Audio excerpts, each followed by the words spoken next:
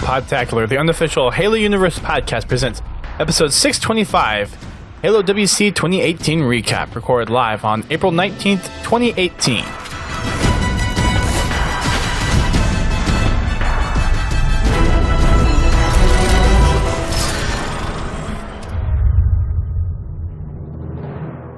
Hello, everyone. Welcome to Podtacular, the unofficial Halo Universe podcast. I am your host, Duststorm.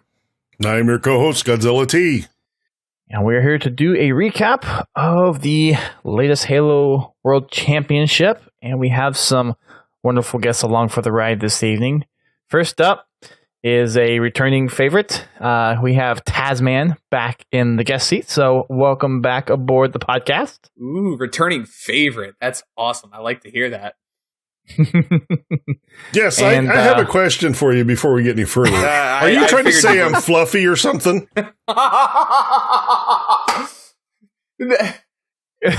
No, I was saying I knew this was coming up. I was saying that you are lovable, Godzilla T. You are lovable. Oh, I see how that is. Okay.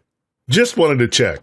I had a feeling like I was listening to the podcast when you guys would talk after my little recaps that I did, and I was like, man, Godzilla T probably thinks I'm like underhand complimenting him or something here. I'm just trying to think of something funny to end these little things with. And yeah, so no, Godzilla T, you are the lovable, huggable sidekick for Duststorm. Okay, so you do think I'm fluffy. I feel like there's no way out of this, so I'm just going to say it's great to be back. And obviously, this will now be my last appearance. So thank you, everyone, for allowing me to on his way out the door. Be part of the show. And yeah, it was fun while it lasted. Good times. We also have a couple other guests who, for those that may have, for those that will download this later, I just posted the podcast that we did at Worlds, literally 30 minutes ago. But we have returning to the show, technically, JKFire and his cohort in crime over at HCS Pro Talk, IamMrMayhem. So welcome to the live stream of the podcast. Thanks for having us. It's great to be here. Yeah, this is exciting. Glad to have you guys on.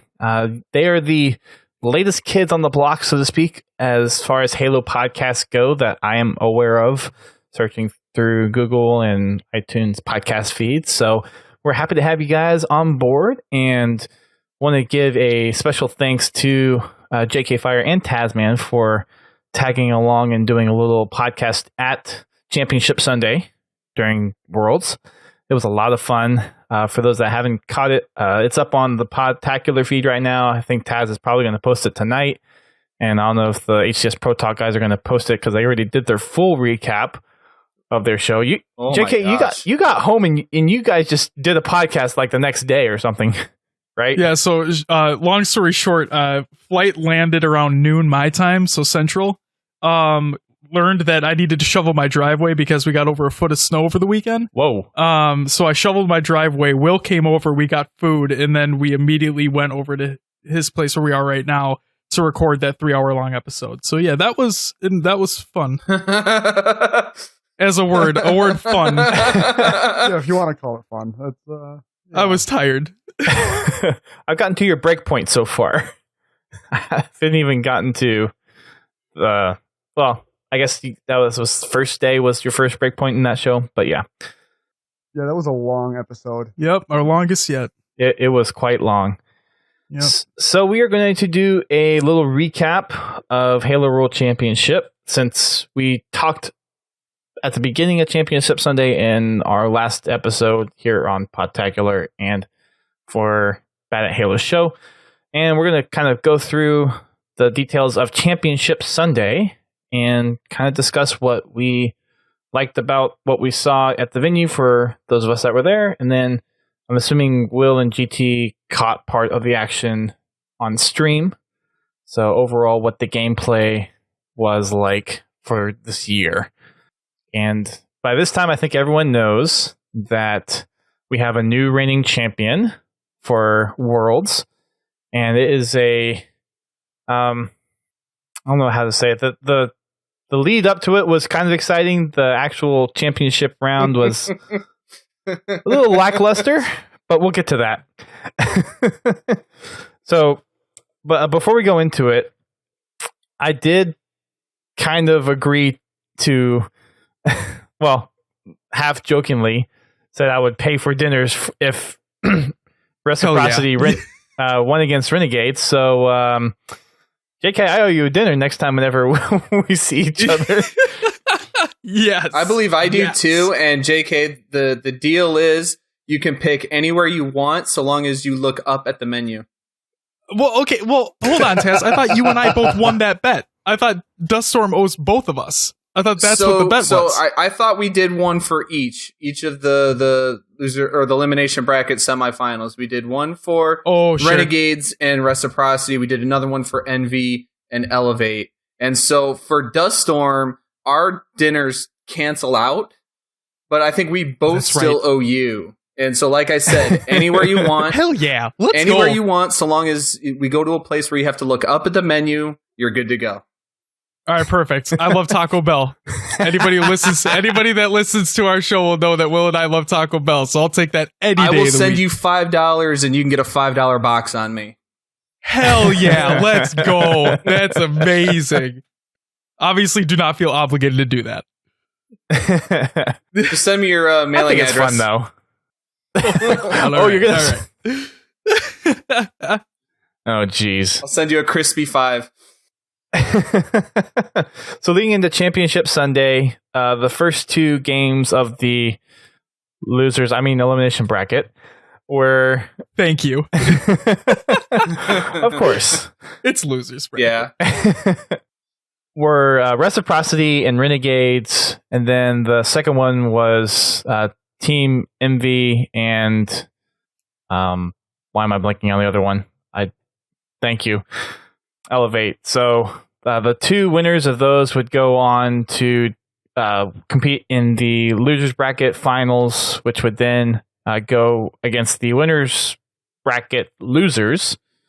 So Renegades and Reciprocity.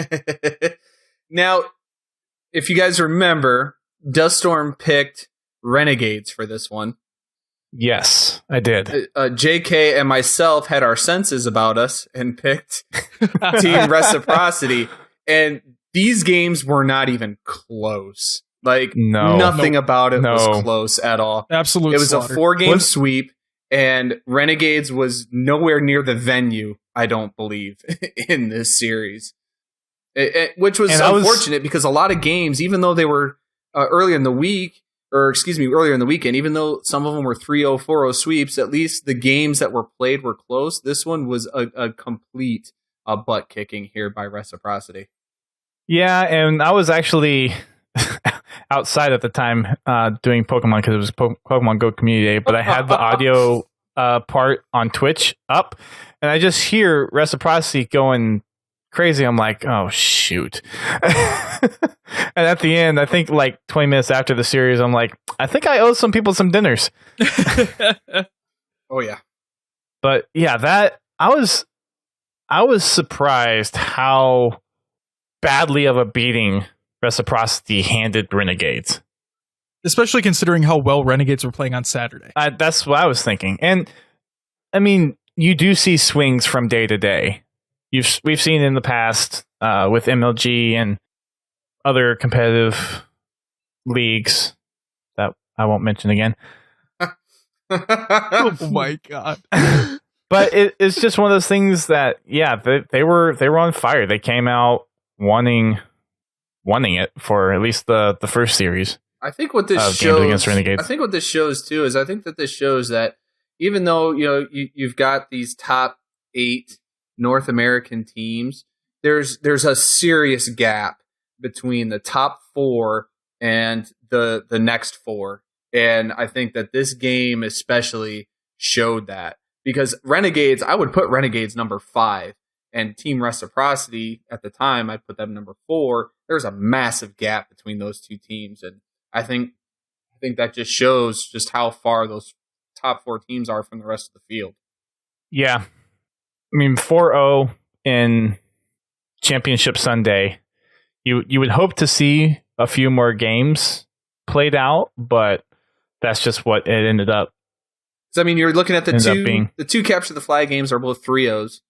You've got an Eden Strongholds 100-23, and then a steak dinner on Rig Slayer.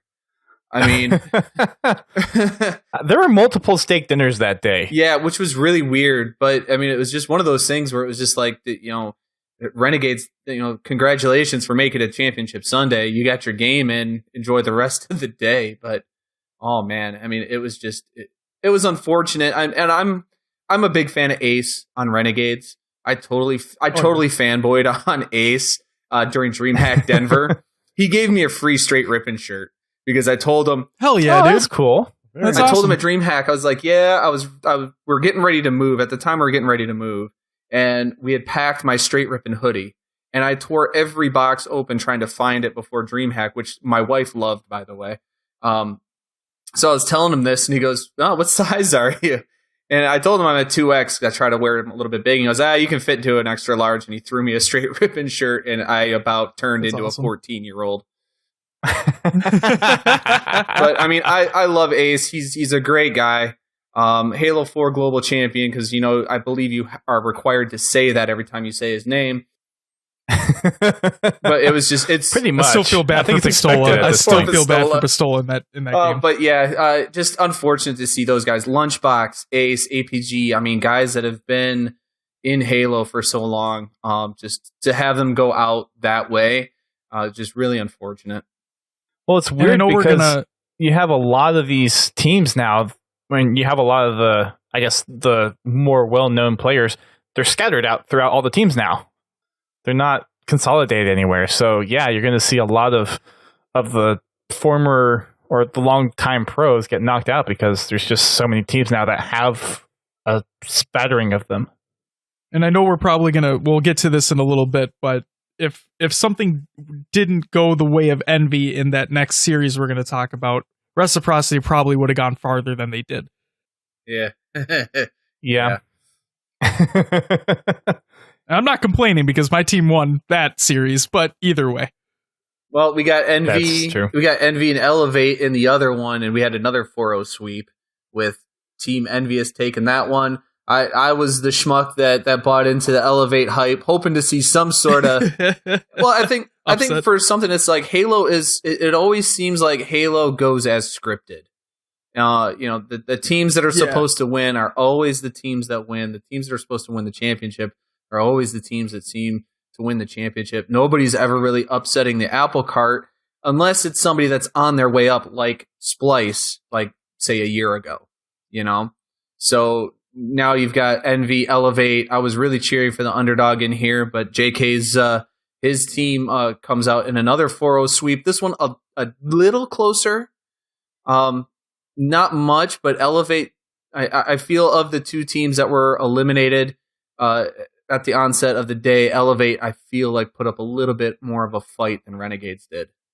Yeah, I would agree because Renegades just was not there. At least it felt that way. No, and Will and I were talking about it too, and we were expecting Elevate flew under both of our radars pretty handily, and to see them make it that far and do really, really well on Saturday, I thought they were going to come out hot on Sunday as well. And honestly, this is a team that needs to stick together. I mean, you've got L-Town and Suspector, 2016 runners-up on Team Allegiance with Naded and Kratos. I mean, these two, they know each other. They play well when they're on a team together. And then you got the young guns. You got Arctic. You got Sabinator. Sabinator came to prominence just through playing the game and being on those when they started publishing the ladders for who was the top 5 champ ranks in the I believe it was the HCS list. All of a sudden, everybody's like, "Hey, let's check out, see what this online kid can do," and has done very, very well. So. I hope this is a team that, even though we don't have any announcements or know what's going on, I hope this is a team that kind of sticks together because I think the more they stick together, the more they learn about each other and learn from each other. This is a team that can make some big jumps into the power rankings, I feel. Was this series where we started to see Saiyan just go crazy? Yes. Or was it the next one? No, It was this one. No, it was this one. It carried into the next one. He went crazy Sunday. Him and Mickwin. Oh my God, Mickwin. Jesus. What did Sims call him? H2A Mickwin on Sunday? Yeah. Yeah. Just ripping off faces. And the one, what was it? The Rig Slayer? Oh, the last kill on Rig Slayer. The game-winning king? The game-winning kill on Rig Slayer. Slide, jump, no scope. Dirty. Oh. That's like montage stuff that you see average Joes try 100 times to get, and they get it once, where it's just like, nope, I'm just going to finish off the game this way. While 30-some thousand people are watching on stream, plus you know, however many people live in person yelling and screaming at the top of their lungs. I mean, the focus that these guys have to just be in the game and in the moment and just do what they need to do and not let any of that distract them is just absolutely amazing. And quick shout out to Ninja for hosting the Halo stream on Twitch. I think it raked in, 5,600 viewers? Or 56,000 viewers? 56,000 viewers. 56. And then slowly all the Fortnite fans started to jump out of the stream. I think it leveled off at about 38. Okay. Yeah, it at one point the viewership jumped to over 100,000, and then sadly jumped down to 56,000, and it maintained there for a while until the Fortnite fans started to empty out. Be like, what the heck is this game? They should respect their elders and stick with Halo, is what they should do. Ninja's legacy was at Halo. Yes, it was. Yeah. That's Respect it, man. I mean, he did. He respected enough to host it. Oh, yeah. He didn't have to do that at all, so that was awesome. Of course. I'm glad he did, after there were some comments he was making about, not owing Halo anything and all that. And but to see him, and I thought about it as, I'm sure he didn't do it for Halo. I'm sure he didn't do it for 343. He's got friends playing on Sunday. And he's trying to get as much attention to his buddies that he's teamed with, that he's played against for years. And so regardless of whatever reason that it was that he did it, I appreciate it as a Halo fan. I know everybody else that was in the venue appreciated it, people watching. It was a very nice gesture for him to do. And I know everybody greatly appreciated that he did that. Oh, of course. So shout outs to you, Ninja. I know you most likely don't listen to this podcast. Oh no, he's listening right now. He's ghosting us in the chat. I see him. Oh, okay. Well, we're not streaming on Twitch, so he deep down, I think he uses Twitch, but I think deep down he's a Mixer guy. Okay. Pure speculation. So, anything else to touch on between Envious and Elevate before we move on? I just wish Envy would have been more dominant.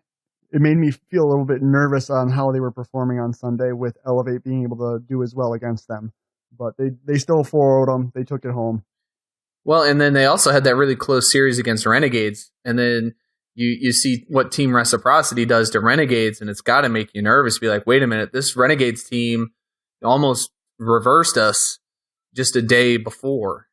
And so now we're going up against Reciprocity that handled that team fairly easily. I know if I was an Envy fan, I know that would make me a little nervous going into that next matchup. I was terrified. I was absolutely terrified. I'm not kidding when I say this. So Will and I were texting back and forth the entire time Will was at home. And during that series, like, we'll talk about the games and whatnot, but during that series, my heart would not stop racing. And I told Natana this, my wife, who was sitting right next to me at the venue. And my hands were shaking so hard that my pinkies went numb. And I'm not kidding when I say that. That's how engrossed I was in this series. It was terrifying. Yeah. That's when you know you're an avid Halo fan. Yeah, that's a true statement. Yeah, it's true. When you're literally shaking because you don't know what the outcome of a video game series is going to be. Well, it's easy to get wrapped up in it too. I mean, when you're there and you're live and people are yelling and screaming, I mean, it's easy to get hooked in, and all of a sudden you're like, my God, it's like I'm at an actual sporting event for my team. It's you ride the highs and lows with the team. You know, you get excited, you get nervous, and it's part of that live event experience that you just can't match watching it on stream. Exactly. And because of the way that MLG did a fantastic job, and I know we talked about this on the last podcast, but with how the stage was set to typical MLG setup, but Halo hasn't had that in such a long time, it just made it that much more engrossing and just so much easier to dive into the atmosphere of that tension that just builds in the air. It's just awesome. It's an awesome feeling. If anyone listening to this has not had a chance to go to a Halo event, and you have the chance to in the next couple of years, I would highly recommend it, especially since it looks like MLG is going to be sticking around for a little while on the Halo scene. I know MLG isn't anywhere else outside the North American region, so sorry for our international listeners, but definitely to anyone in the States, if you have the ability to, I would highly recommend it, because I haven't experienced a Halo event like what we had this past weekend. Absolutely ever. not. Am I the only one here that hasn't been to an event yet? Probably. No, I haven't. T has not. Godzilla T. Okay. You're not alone, Will. Thank You're you. not alone. I need to get out. I need to get out to one really bad. I'm telling you, we're going to Worlds next year. All right. You and I are going to The Worlds next year. caveat is I recommend Heard it an here. MLG event. Yes. DreamHack was And- fantastic. yes. I really liked It was good. DreamHack. The problem was with good. DreamHack was that it is very geared to PC games. So when I'm walking around and I'm talking to vendors and I'm doing stuff, when I say, yeah, I'm here for this console game, it's like all of a sudden they kind of go, oh, okay. And then they turn around and start going and talking to somebody else. And Oh. DreamHack also did not have cushioned seats. It did not. But MLG's VIP that's right. area Worlds did.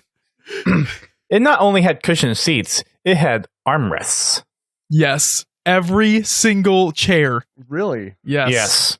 And they had a VIP lounge with really comfy couches that I almost fell asleep in a few times. I have a feeling those were something like IKEA couches. At least it Yeah, had they that were. quality. Yeah.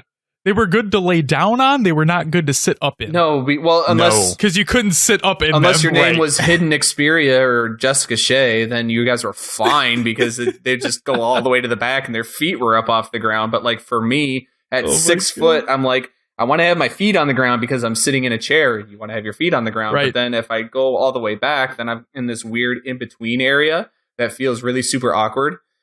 Yep. Just cutting your calves right in half. Yeah. But it was still Yeah. great.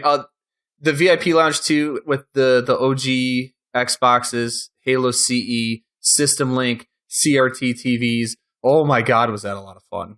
And I've never... They had Halo 2 going too. And I never did the CE System Link stuff. I jumped into Halo in 2008 with Halo 3.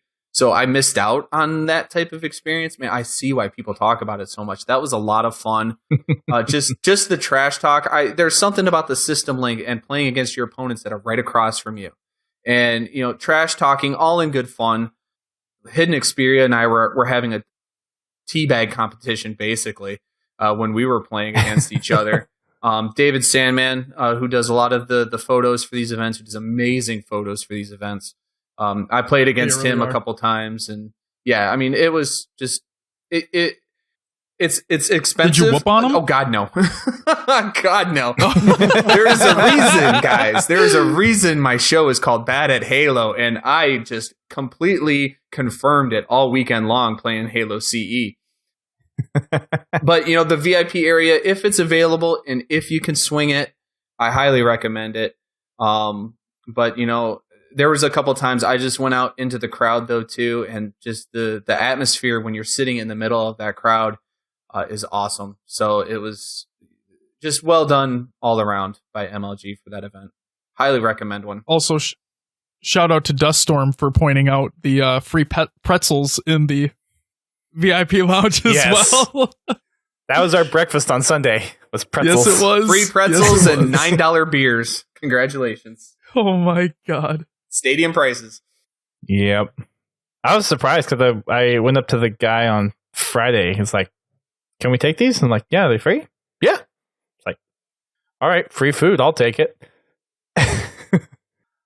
So yeah, that was the two, I guess, first rounds of the losers bracket, and that gives us Team Reciprocity and Team Envious for the, I guess the semifinals of the losers bracket. I'm going to say this right now. And- Series of the weekend. This was the series of the weekend. Nail for me. biter. Yeah. Yeah. Well, Holy, CM near? The next one after this was good too. Yeah, the losers final was a nail biter too. But there was intrigue with this one, which is what puts it ahead of the next one, which we'll get to.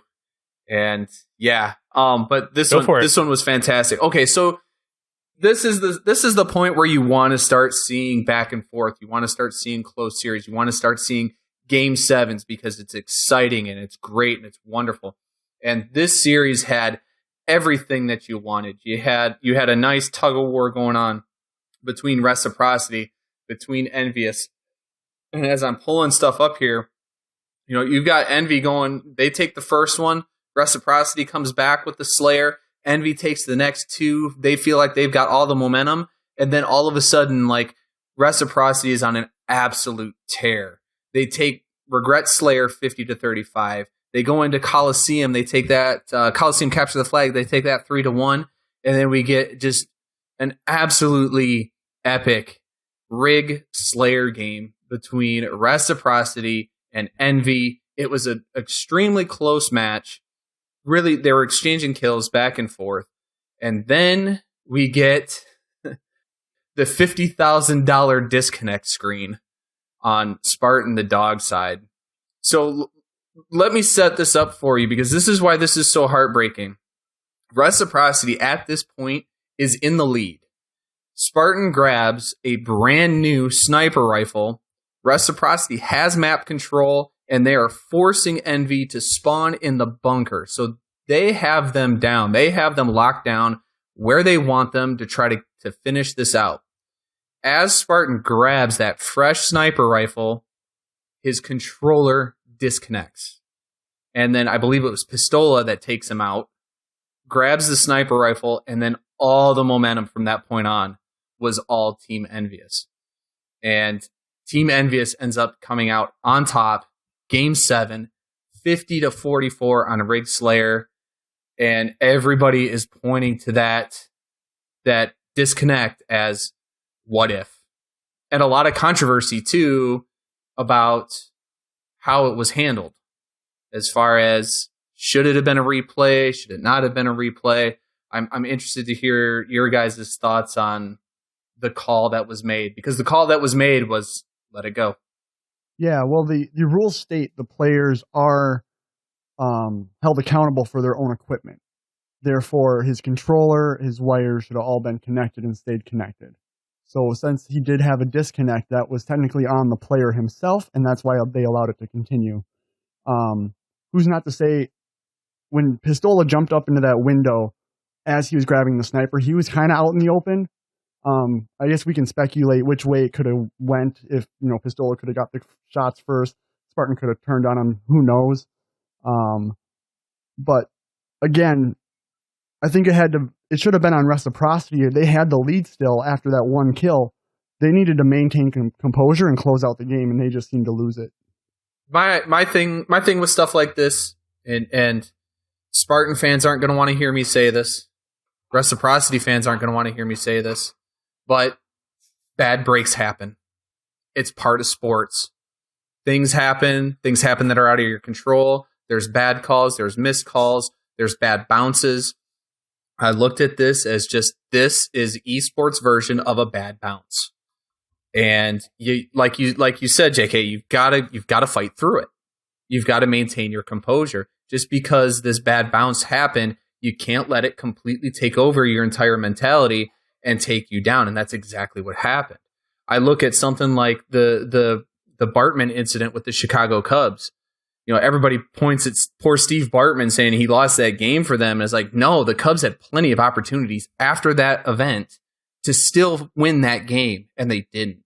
They didn't clutch up and just do it. It's funny I say clutch up. Clutch, Wes Price on the analyst desk right afterwards said the exact same thing. He said, no, Reciprocity, stuff like that happens. You need to have your composure. Those are the things that make champions, is saying, yeah, we got this bad bounce, but still be able to fight through it and come out with a victory like you should. And honestly, Spartan the dog he's a very emotional guy, and he will fly off the handle at the smallest or slightest provocation, all of his tweets after this series were extremely well written, extremely professional, and that makes me feel like he knows that it was something with him that happened with that. Because if that was something that was completely out of control, I feel like his responses would have been far, far more different. Well, a few things here. First, it was Will that did the response, not me. I just want to clarify that because I want to give him credit for what he said. No, you're fine. I just want to give him credit. Second thing is, if his tweets directly after what happened were not nice in the slightest. He corrected himself after the fact and apologized, but his tweets like immediately after the event taking place were not in a good place. And I understand where he's coming from because I wouldn't want that to happen to me either. Next thing, praise be to Clutch, because you were right. He spit just hard facts, not even just at that moment, but the entire tournament. And then also, bouncing off what you were saying before, you can't go back and set every single person back up where they used to be with the same amount of kills, with the same weapons, with the same amount of ammo remaining, same amount of time remaining on the clock, same kills going to each team. You can't set that exact same scenario up without the controller disconnect and expect things to go the same way. Therefore, no, you're not going to get a replay because everything could go different at that point in time. Yeah, absolutely. And who's to say, like we're saying, who's to say Envy doesn't still come out with a victory after that? We'll never know. Right, exactly. We don't know. But it's one of those. I mean, you guys are spot on. It sucks, but it's part of sports. Right. And like I said before, if, let's just say hypothetically speaking here that the controller did not disconnect, I am damn near guaranteed that Reciprocity would have won that game because they were already ahead and they had the fresh snipe and everything was going in their favor. And more than likely would, based off the fire that they were bringing, they probably would have beaten Tox in the next series as well. So that's where I'll leave that. But it's unfortunate. It just happened. Next year, they have an opportunity. Oh, yeah. And if they keep that roster that they have, oh, man, they are looking to do big things. I hope rosters stay very tight for this next year. That never happens, though. It's Taz true. is laughing. Well, more the U.S. rosters. I hope. But, yeah, you guys will have roster mania for the international Latin America teams every single week. Well, EU teams. Shock the world is going to get a different play every week. Even leading up to Worlds, you had a roster change. Crazy. But, I mean, there were reasons behind it, but... Yeah. Well, I mean, EU teams. I mean, think about this. Team Infused dropped Jimbo at some point this past season. For a week. Unbelievable. Not even for a week. It was 4 days? Yeah. It was right after the Game Battles tournament. They picked him back up. Because they lost the Game Battles tournament. They're like, oh, wait, no. Yep, I couldn't Never believe mind. it. Hold on. We're going to bring you back. That's a smart decision, guys. You guys placed top 6 at the North American event. Let's drop your top player. That's a smart move. GG's, guys. Not good. Well, and I will say with Reciprocity, since they're being knocked out right now, this was a roster. I remember when this roster first formed and everybody was like, my God, look at this roster. This is a godly team just waiting to happen. Yep, pure powerhouses. And Mikwin is one of those players. It seems like no matter what org he's playing for, what teammates he has, Mikwin always seems to be the heart and soul of whatever team he's on. And how goes Mikwin? Shout out to Bobcat from Delta Halo, rip Delta Halo, but he always said this, and it's absolute fact. As goes Mikwin, so goes whatever team he's on. And when Mikwin's on fire, Reciprocity was on fire. When Mikwin started to disappear, Reciprocity starts to disappear. So it's one of those things where you got to just find out, how do we keep Mikwin firing on all cylinders? Because when he is an absolute, he's just a godly player when he's playing at his best. All right, so shall we move on to our next series? I think that's a good idea, because if we don't, I'm going to keep talking about Envy the whole time. We're going to talk about them here again in a little bit, so I'll try to keep it down for myself on this one, though. So, winners bracket finals, the prelude to what everyone was assuming was going to be the actual championship match-off, which it ended up being, but Splice and Tox, the two powerhouses for the entire season, taking off. And this series was, even though it was only 5 games, it was an impressive series to watch. That game 1. Oh my god. Game 1 was that was the first nail biter of several in this specific series. Guys, it actually went to a game 7. No, we're talking about winners bracket, so that's Tox and Splice. Oh, I thought you were talking about Envy again. My bad. No. We're not. This is why I tell myself to shut up. So not losers finals. You can get down off your Envy soapbox here for a minute. I will. I'll take a back seat for a sec. But yeah, so Tox and Splice, the top 2, and the first one was Eden Strongholds, 99 to 100. Oh man, you can't get closer than that. You can't. You can't get closer than that. Could not believe it. It was, and I forget because Tox got up to 99, and it was this the game where it was like milliseconds to capping the point? Yes. Or was that a different? No, game? that was this one. Yeah. So they were milliseconds away from actually losing it, and they as in Splice, or no, they as in Tox took the point right before it converted, or gave the Splice the final point for 100, and then they just took it all the way home. And that's just one of those things that's like, you gotta be kidding me. That could have been, if it was literally like another 1/10 of a second, Splice would have won the first game. And Splice tried too. I mean, they dogpiled everybody into Catwalk to try to save it. I mean, they were flying out of they were flying in routes I didn't even know existed on that map to try to save that Catwalk, and Tox they held it. But I mean, I think it was whoever was the last player, I believe was the last player standing. I think everybody else was dead to convert that last stronghold and get that last point for 100. Splice were flying in one by one, struggling to get that last Catwalk. That's why it all came down to that last player alive. That was a nade fest. Yeah, it was crazy. At the very end. Absolutely crazy. I remember the call when somebody called, I want to say it was Atlanta, Optic, when they were Optic at the time. They were doing the listen-in, and you heard somebody yell, "They're in nest." It was on rigged strongholds. And he goes, "They're in nest." And all of a sudden, you just see like 10 grenades fly. And they called it the Optic airstrike. And I was like, Tox kind of did their own Tox airstrike on this one, because nades were flying everywhere for that on that Catwalk. I don't know how the map didn't just say, you know what, we're gonna give up and just drop this Catwalk to the floor, because my God. Yeah, it was a really, really tight series. But Tox took that one, and then the rest went to Splice. And they were still really close games. You had your first Slayer was 50 to 44 for Splice. Splice kept that really close. That was on Coliseum.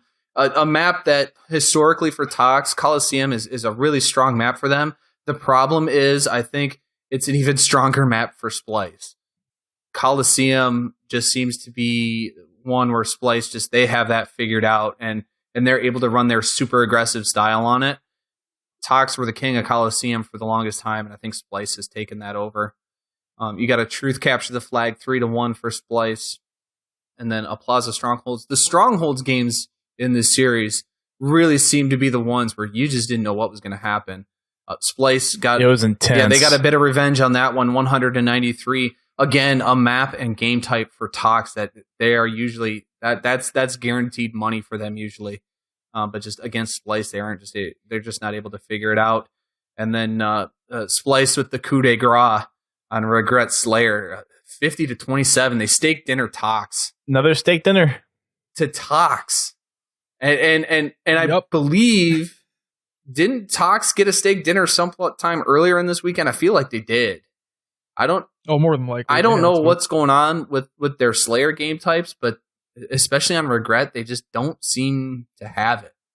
So, Will and Josh might get a kick out of this, but it'd be interesting to see how the series during the whole weekend would have come out if Oddball was actually included. Oh my God. Oh my God. No. Who knows what would have happened with Oddball? you would have seen so many ball returned or whatever the hell where it just respawns every single time, because all they do is drop it off the side of the map anytime someone gets pressured. Yep. Anytime. So you have to have it on maps where you can't do it. Right. You'd have to do it on something like Plaza. Plaza, Truth. Yeah. It was just, Will and I were so excited for Oddball to actually be introduced because we just wanted something fresh and something to be like just another game type added. And then they added it so like half, and they just put it on the same maps that aren't balanced for Oddball whatsoever. And then they realize, oh wait, pros are right. This isn't balanced and they don't want this. Okay, we lied. We're taking it away. Oh, man. Well, I feel like, isn't that map making 101? I'm no Forge person, but isn't the first thing that you do when you're planning out a map is what game types am I making this map for? They didn't Maybe make that's Halo why 5 it took with over Oddball. 2 years. Maybe that's why it took over 2 years for Oddball to be implemented within Halo 5, is because, like you just said, it wasn't made. So they were trying to fit this square peg into a round hole. And it's fine for matchmaking, but when you've got the highest level players in the world playing this, they're going to exploit the crap out of it. And if it doesn't work right, then it's not going to be entertaining. And I think that's really what it comes down to, is watching players drop the ball off the map every 5 seconds is not entertaining.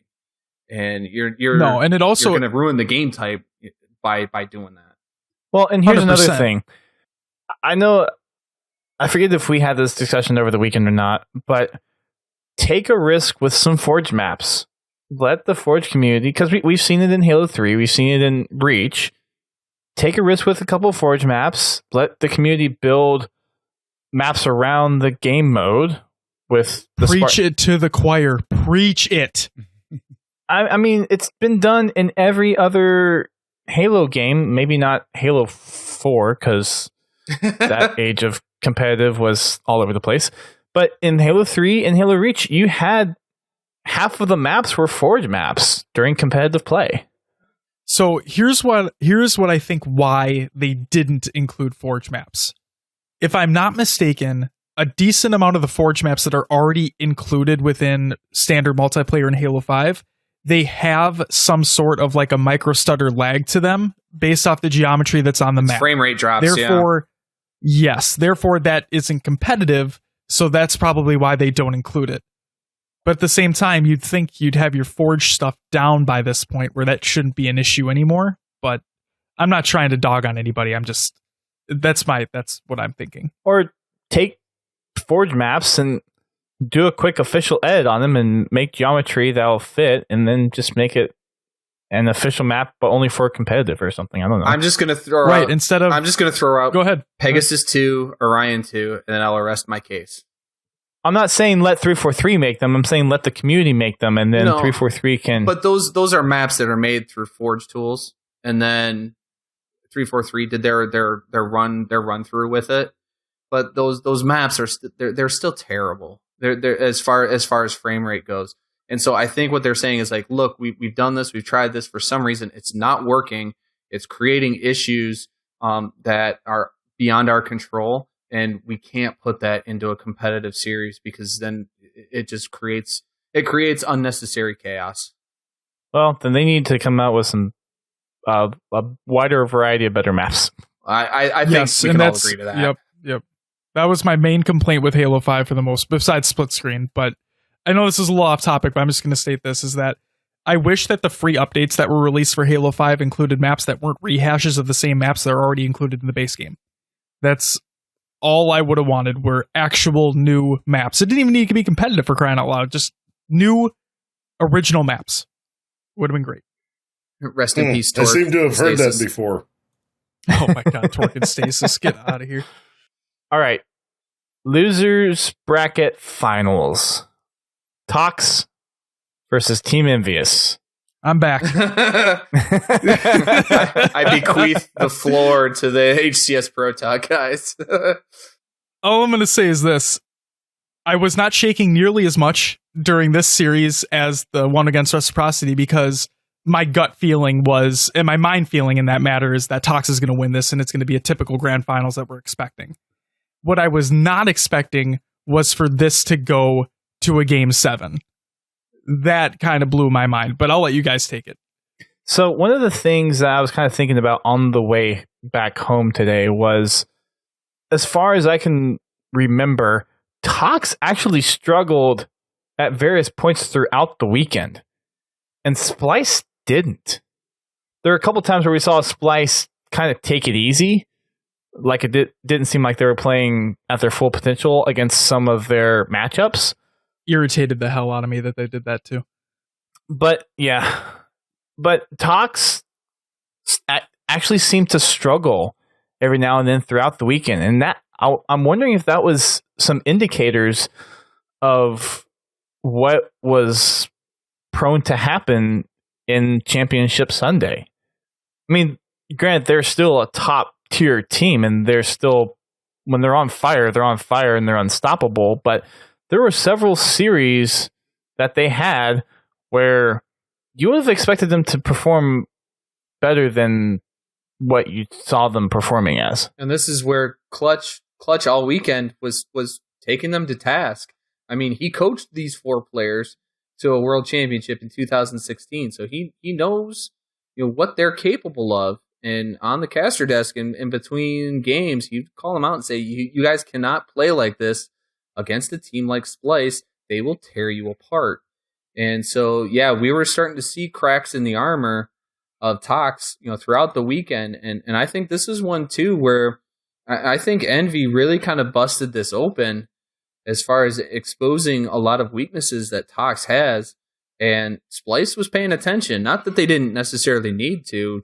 Splice has already had Tox's number, for the last 6 months or so. But I just think, it's one of those things where Tox were the gods of Halo 5, and if you could make God bleed, people will cease to believe in them. And I think some of the belief in Tox has begun to waver to the point where now I think it's Splice has now taken that spot over. There were a lot of Tox fans though in the stands, a lot more so than Splice or Envy. It was crazy whenever Strongside came out and did the throwaways and the hypes, and when they asked who was here for what team, Tox had a huge following. Well, and I'm not surprised by that. I mean, they've been the dominant team, since the game launched. And now they've turned into the darlings of the HCS too, with Optic dropping them in the way that Optic dropped them. And then they had to go out and find their own sponsors, create their own org. They kind of became a darling of the weekend, because look at this team that has had to fight this adversity that is completely outside the game, right? I mean, these are distractions that will pull you away from the game time mentality that you need. And, they were able to not only find some really good sponsors, shout out to GameStop, among others, but, they were able to pull this org together in a week and have things ready and still compete at a top level. I think they got a lot of people that may not have been fans of them before, became fans of them at that point just because of the off-game adversity that they had to overcome.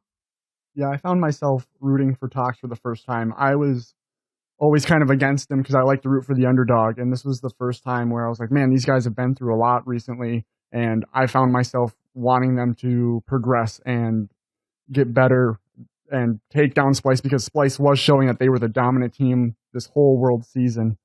And yeah, I was surprised I found myself feeling that way. But regardless, Tox and Envy, massive throwdown. And this, I mean, you were saying earlier, Team Reciprocity and Team Envious was one of the shows to watch. This was the other treat that we had on Sunday. Seeing these two teams go back to back, and these scores are tight. The Rig Strongholds 100-73, Truth Slayer 45-50, Fathom CTF 2-3, Empire Strongholds 100-65, Plaza Slayer 37-50, and then this is where we saw Tox just get a fire lit underneath them, and they went 3-0 on Truth, CTF, and then Regret 50-32. Unfortunately for me, I was watching this on my phone at the airport because I had unfortunately an earlier flight than I wanted. But even watching it on my phone and listening to the casters, and by the way, shout out to all the casters from past weekend. Absolutely. They all did an amazing job.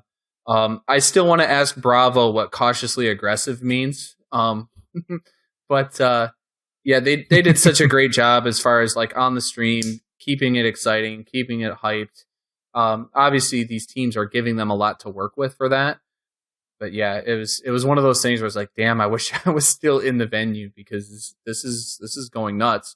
But like you said, those last two games, it was like Tox just found that extra gear that they seem to be able to kick it into that other teams can't.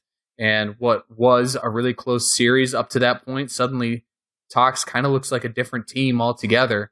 And they come out and then they dominate those last two games. It's what Will says all the time. It's what used to be the optic, but it's that light switch that just flips. And as soon as that light switch gets flipped, they win. It's as simple as that. There's no stopping them at that point. And we've seen it happen even mid-game, where they're down by a considerable amount, not a huge margin, but then you just see them like something changes and they're just steamrolling. Well, if you guys ever watch any of the Tox guys streams at all, they'll always communicate to each other and they say, it doesn't matter if we're down by 20 points in kills. It doesn't matter if we're down 2 flag caps. There's always an opportunity to win a game. And they constantly tell themselves that every single time. So yeah, Halo 5's with its movement and everything, there are always ways to create opportunities for yourself and your team. So you're never fully down. Halo 5 is like the Mario Kart Wii version of Halo. Oh my god. Oh no. I just went there. I've never heard that analogy before. I just came up with it, but it kind of makes incredible. Sense. Oh my god. Oh. Just gotta get that blue shell opportunity, and then you can just script the whole series. I gotta keep that one in my back pocket. Yes, please do. That was awesome. But I'm honestly surprised a little bit that Team Envious was able to take it to a Game 7 against Tox. My mind was blown. I couldn't believe it at all. Like I thought Tox was going to show up to be the 2-time world champion that we're used to seeing and just steamroll them, because it's always been Envy Reciprocity 3-4 every single time, and then Splice Tox 1-2 every single time. There's no competing against it. And when I saw that Game 7 happen, I started to think to myself, oh my god, they actually have a chance here. This is ridiculous. But then that's not what panned out to be. Well, and they were pretty well neck and neck about halfway through the game. I think it was, at one point, it was like 27-23. And then the next thing we knew, it was 40-27. Yeah, Tox goes on these just ridiculous runs, especially in Slayer matches, where it's like, how does Envy not even get one out of that? How do they go on that large of a run without anybody dying? And it like you guys have been saying, it's just they flip that switch, and then all of a sudden it's just they're unkillable, and they go on these just massive runs, and that's why they get so comfortable. I can be down by 20. It's okay, because we know what we're capable of doing. We're capable of doing these huge runs to either get back into it or in a close game to just create so much distance and just completely demoralize your opponents that they I'm sure they didn't consciously give up, but I think in the back of their mind, Envy's got to be like, how are they doing this? And the other thing that was so upsetting to me, like being a biased Envy fan here, but in all seriousness, Tox had a pretty dominant lead throughout the half to the end of the game there, but Saiyan on Envy was getting so many players down to one shot, but nobody else on that roster was anywhere near the opponent to finish out those kills. If they would have been around to finish off those kills, the game would have been much closer. And it was just, I don't know what else to say about that.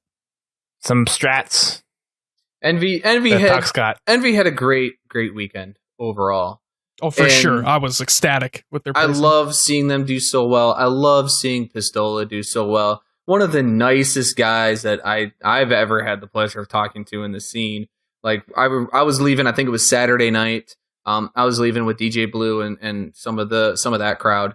We were out walking out to go out to dinner, and Pistola's walking behind us. And, he kind of catches up to us. He caught up to us just to talk and talk Halo, and so cool. I even threw out the Halo 3 Pistola haircut. He got a nice laugh out of that. He goes, man, I don't know what it is. He goes, but I cut my hair and suddenly I look like I'm 12. And I go, dude, you better not shave. You better not do a clean shave on your face then, because you're gonna look like 8. And and he's like, I guess he's like, my mom's like 60 something. She looks like she's 30. So it's like, it's all in the genes. Oh my God. Yeah. So he's just got really good genes, or he's got a painting of himself in the attic somewhere, or he feeds on the blood of Cyan and Trippy. I don't know what it is he's doing, but shout out to him for being forever young. He is the wizard. Exactly. But no, he's super nice guy, super cool. Will sit and talk to anybody. So if you ever see him at an event, so long as he's not getting on the stage to play, I highly encourage you, if you want to go up, talk to him, get a picture. By far, hands down, one of the nicest guys in the scene.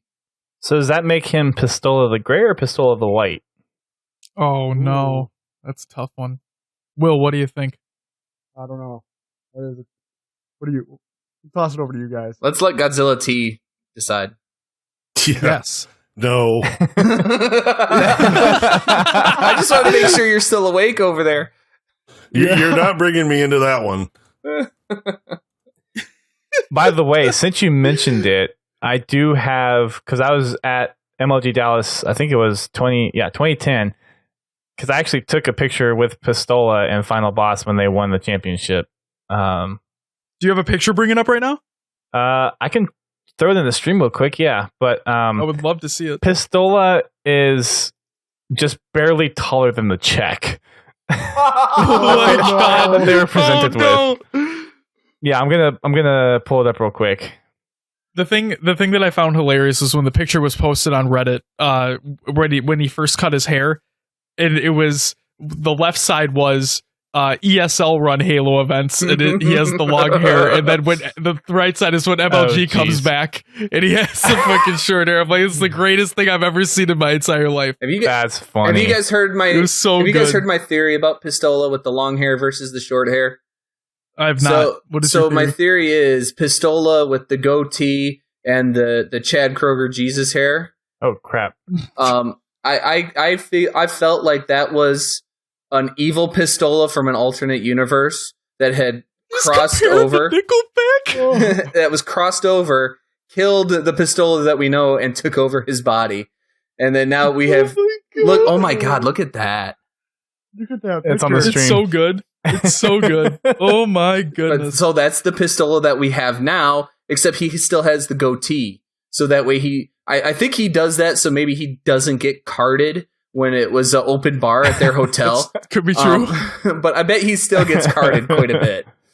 So here's my question. Why did you have to compare him to Chad Kroger when you could have compared him to like Dave Grohl or any other cool person with long hair? Because that was the first one that came to mind.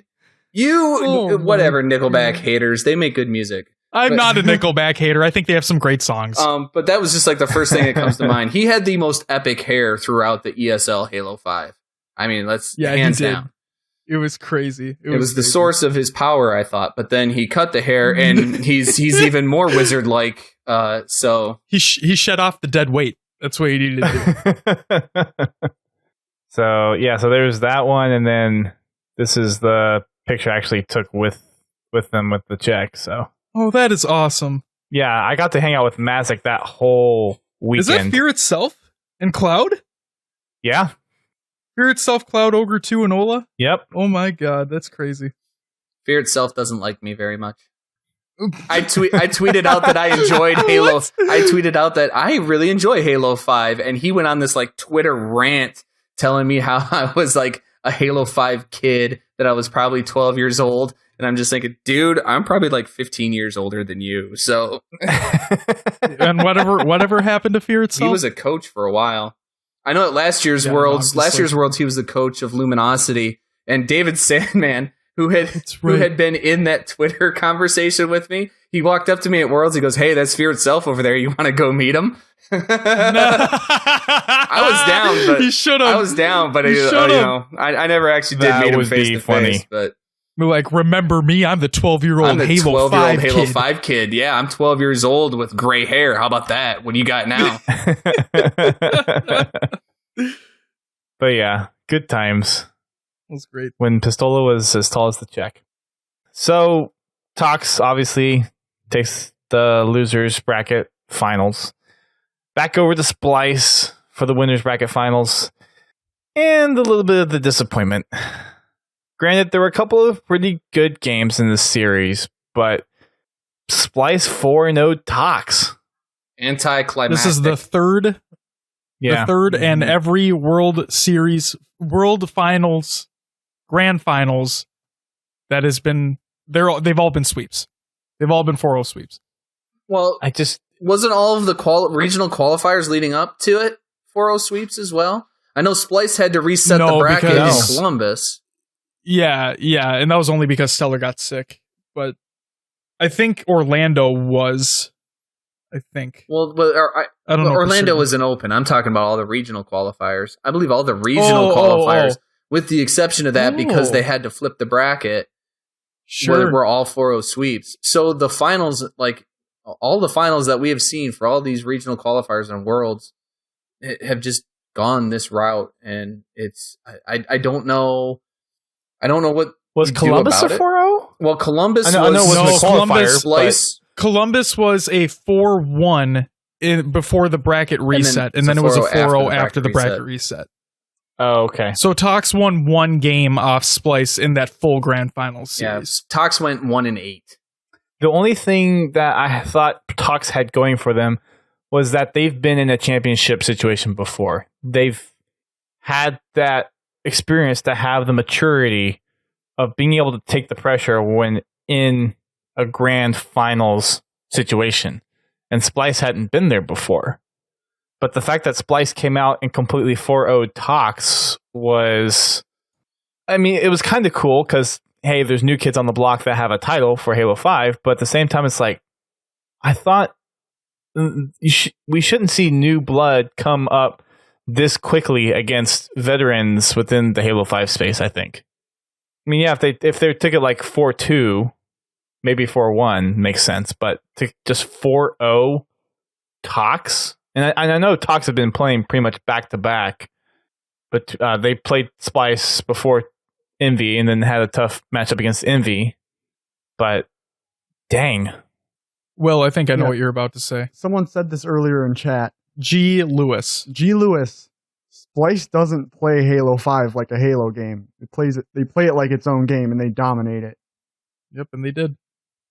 Something else that one of the casters mentioned, I forget who it was, whether it was, I know it was Bravo and was it Onset that was casting the finals? Yeah. So either one of them said during the games that pretty much throughout the entire series, Splice and Optic were very close for kills throughout the entire matchup. But you see Splice just taking objective games. And I almost wonder if the formidability of what was CLG, what was Optic, is now Tox, was because they were a power slaying team. And because they were able to capitalize that and translate it into objectives when needed. But then you have Splice come on who are able to just play to the objective of whatever match that they're in and have that strong suit. So it's not just about the kills, but they're able to keep toe-to-toe with the kills of Tox, but able to capitalize whenever they're a little down and play the objective. I think you're seeing the evolution of Splice. Because when Splice first came on the scene, that was Splice's calling card, was they're going to outslay the crap out of you.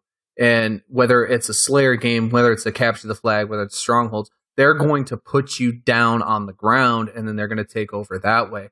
I think what we've seen is we've seen Splice kind of evolve from that power Slayer type to be a little bit more objective savvy when it comes to the objective game types. They reminded me a lot of like a Ryan Noob squad, where Rynoob squads, they'll get completely outslayed in these objective game types, but they're so objective efficient that they come out on top in those games. And so I think you've seen a change in game, at least the way that Splice plays those objective game styles, to be a lot more objective efficient, and just kind of knowing that if we have to get into a slugfest, we can win it.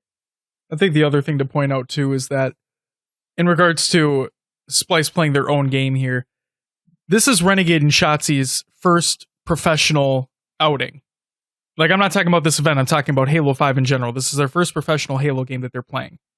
And with all these vets coming in, they've obviously, and I know Shotzi and Renegade, the other members of Splice, they've played other Halo games as well.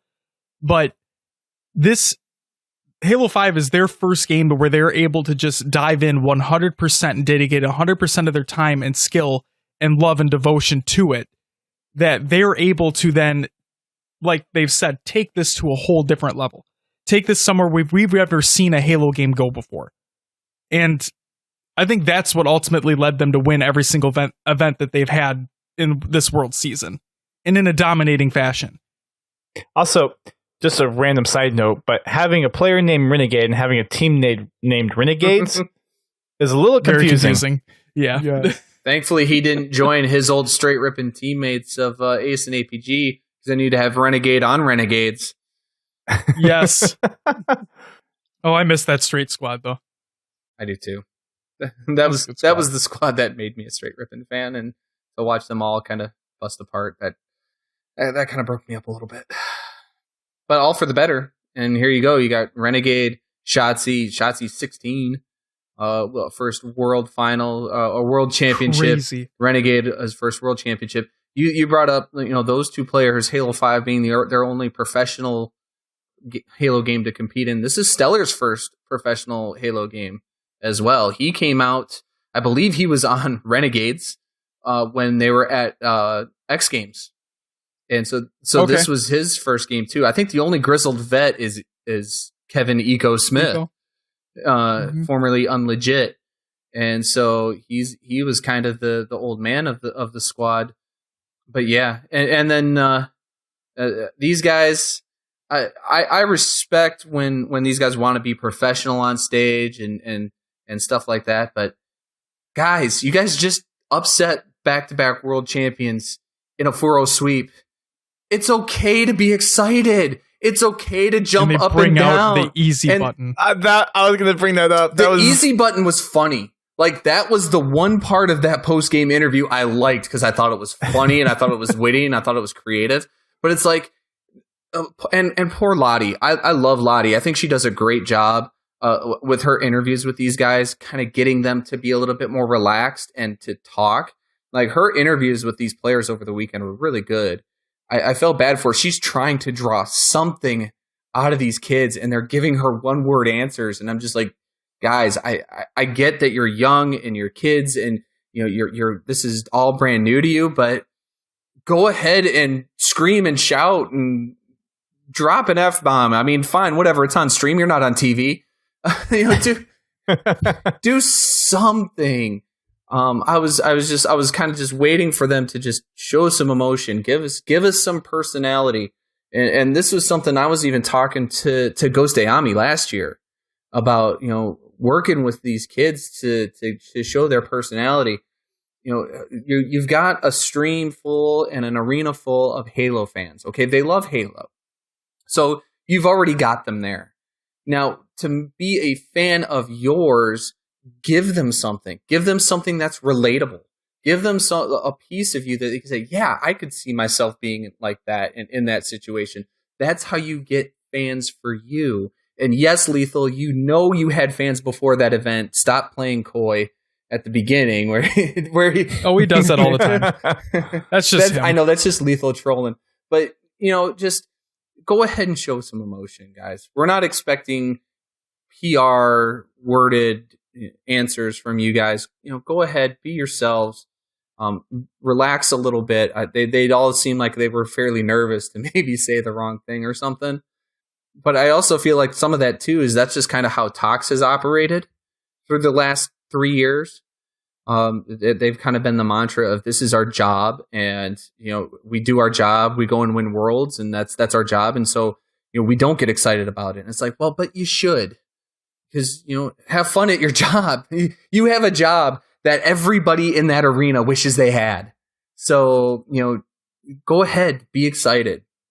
Well, one thing that I'm kind of thinking of as you're explaining that too is, and I know this is a far-fetched analogy, but it's something that's run through my head, but they're almost acting like it's been ingrained at a young age. It's almost like they're kind of living the Spartan lifestyle. And I think of the cutscene at the beginning of Halo 2 where you have Chief and Johnson's like, Chief's like, you told me there wouldn't be any cameras, and Johnson's like, you told me you'd wear something nice.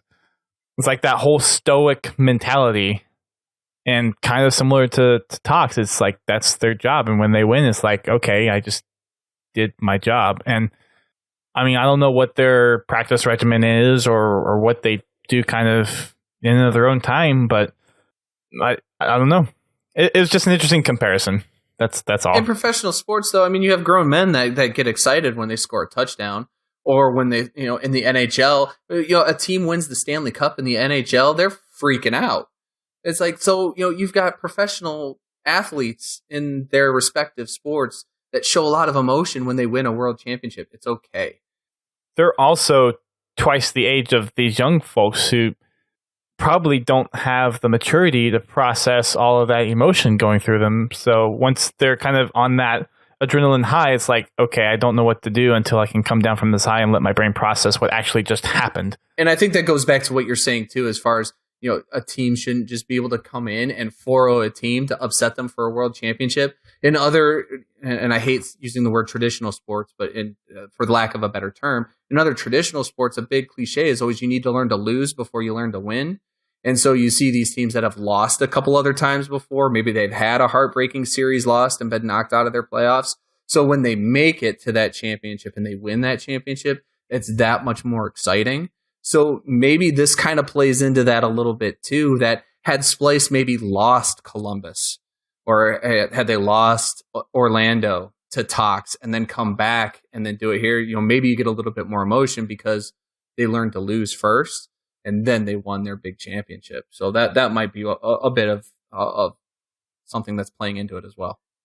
And to kind of take that forward to next year or wherever we go, that could play a detriment to them, because if their first experience is that they win right off the bat, and then if they come to a losing point, it might be hard to kind of overcome that loss. It's like, well, I won when I first got in here, so I should always expect to win. Well, not necessarily. The game's going to change, and eventually you're going to lose. And what are you going to do when you actually lose? Will you have the mental maturity to come out of it with a perspective of, okay, I have some things I need to work on, or is it going to just beat them down when they get to that point? So it's going to be an interesting dynamics to see what actually happens with Splice over the next year or two. They definitely showed their emotions on Twitter. I know that's not compensating for anything, but they definitely showed emotion on Twitter. They had time to process. Well, it was immediately after they sat back down after getting the trophy and whatnot. But something else I'm going to say is we went out to dinner after Championship Sunday had concluded. We went out to dinner a couple blocks down from the venue, and we sat down at our table. We ordered. We were getting ready. Not 5 minutes later, Splice comes down the stairs and sits a couple tables away from us. And they were acting the exact same way as they were after they had just won, in which case not showing the emotion whatsoever, like in person. Even after they had time to just sit down and relax for a little bit, they're still acting the same exact way. So, did you ask them if they'd pay for your dinner, because they can obviously cover it now? I joked about it, but no, I did not bring that up to them. I obviously just went up and said congratulations and whatnot. But no, it's like, yeah, the waiter came by and they saw our shirts and whatnot, and it had Halo on. He's like, "Oh, you guys were here for the Halo event." We're like, "Yeah, what gave it away?" And we told him, we're like, "Yeah, funny thing that those people that are sitting right there behind you, they just won $500,000." And he's like, "Oh, well, okay then, and he just starts walking away like nothing happens. They got the best service at that restaurant that they'll ever have in their entire lives after that. They got the same waiter we did, and he was incredibly nice. So shout out to you, waiter. I forgot what your name was, and that's my bad. So as we wrap up the Worlds recap portion of this, I want to throw it over to Will and GT since they weren't at the venue. But based on what you saw throughout the weekend, what was your favorite moments watching it on stream? Go ahead, Will. And I guess I would say the two best of 7 series back to back. I was so hyped sitting in my chair here. And the fans going wild at the venue was amazing as well. Hearing that hype come back.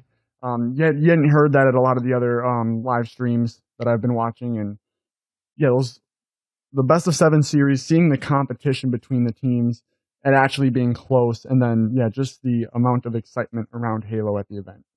I will say the atmosphere was electrifying. It was awesome. So, yeah, GT, how about you? I was popping in and out all weekend. I really didn't get a chance to sit down and watch it for a long period. I was kind of doing it I had it on in the background while I was doing other things, especially since I spent 3.5 hours fixing my computer Saturday. Oh, that sucks. Yeah. It's amazing what a CMOS battery will do to you. But anyway. That caused that much problems with your computer. Well, it took me a little while to figure out what the problem was. I popped in and out, and probably my favorite part are the casters. Because they made it, for somebody like me I'm not really into competitive Halo. Don't get me wrong, it's fun to watch, to see just the outrageous plays. But just to sit down and watch one, that's not interesting to me. But the casters, they are what really make the games interesting to me. So I really enjoyed that. And, MLG did a wonderful job on the production of the event. Every time I tuned in, I didn't lose interest in what was going on. Even when they were between games, when they were, switching out the teams or, just getting ready for the next set, whatever, it was entertaining. And that's really important when you have a broadcast like that. Well, and it's interesting that you bring that up, because one of the things I think MLG has really helped to change for their time that they've had Halo 5 back in their hands is having that specific caster area for the games and having the analyst desk with Golden Boy. And I think, GT, you were kind of alluding to this, just having that smooth transition between the casters and then the analyst desk, and actually having the time to fill, analyze, and really explain to everyone at home what was going on, why certain things are done a certain way. All the interviews were great. And I mean, half of the entertainment on the stream is not just the gameplay, but it is the casters, it is the analysts. So, the casters are what really bring the whole show together. Yeah. Without it, it's like watching some of these streams that, people, they get thousands of views, but they're just sitting there playing a game. I don't know why, but it just, without the casters, it's like watching a stream where the guy never talks. It's not quote unquote entertaining. Yeah. I mean, don't get me wrong. It's kind of fun to watch people play games, but it only lasts so long. Right. Exactly. You need that interaction with the audience to make it interesting for them. Mm-hmm. That's just it. That interaction is what really can bring an audience in. To GT's point, I can listen to an HCS match in my headphones. Like if I can't watch the screen, or like if I'm driving and I have my phone in the cup holder so I can't watch, I can listen and be entertained and know what's going on more so than watching the Bravo stream, watching them play, and no casting whatsoever.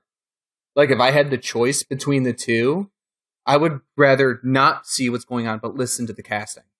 And that's just how great of a job they do, how entertaining they are. So just to GT's point, the casters just do a tremendous job of, not only just describing what's going on, but, Walshy, I think, is one of the best he's one of the best color guys as far as not only saying this is what they're doing, but this is why they're doing it. Or I think this is a great play. I really like what he's doing because of this, this, and this. Or I don't agree with that play because of this, this, and this. And there's things that as you're watching and you're listening, you're learning about the game too, which is really important when, no offense to the competitive community, but a large portion of the people who are watching are people that are casual players that could probably use a little bit of this information, or people who are new to Halo that don't, know certain things about it. So they do a fantastic job of that. I myself have learned a lot about Halo just by watching the streams, learning, trying to implement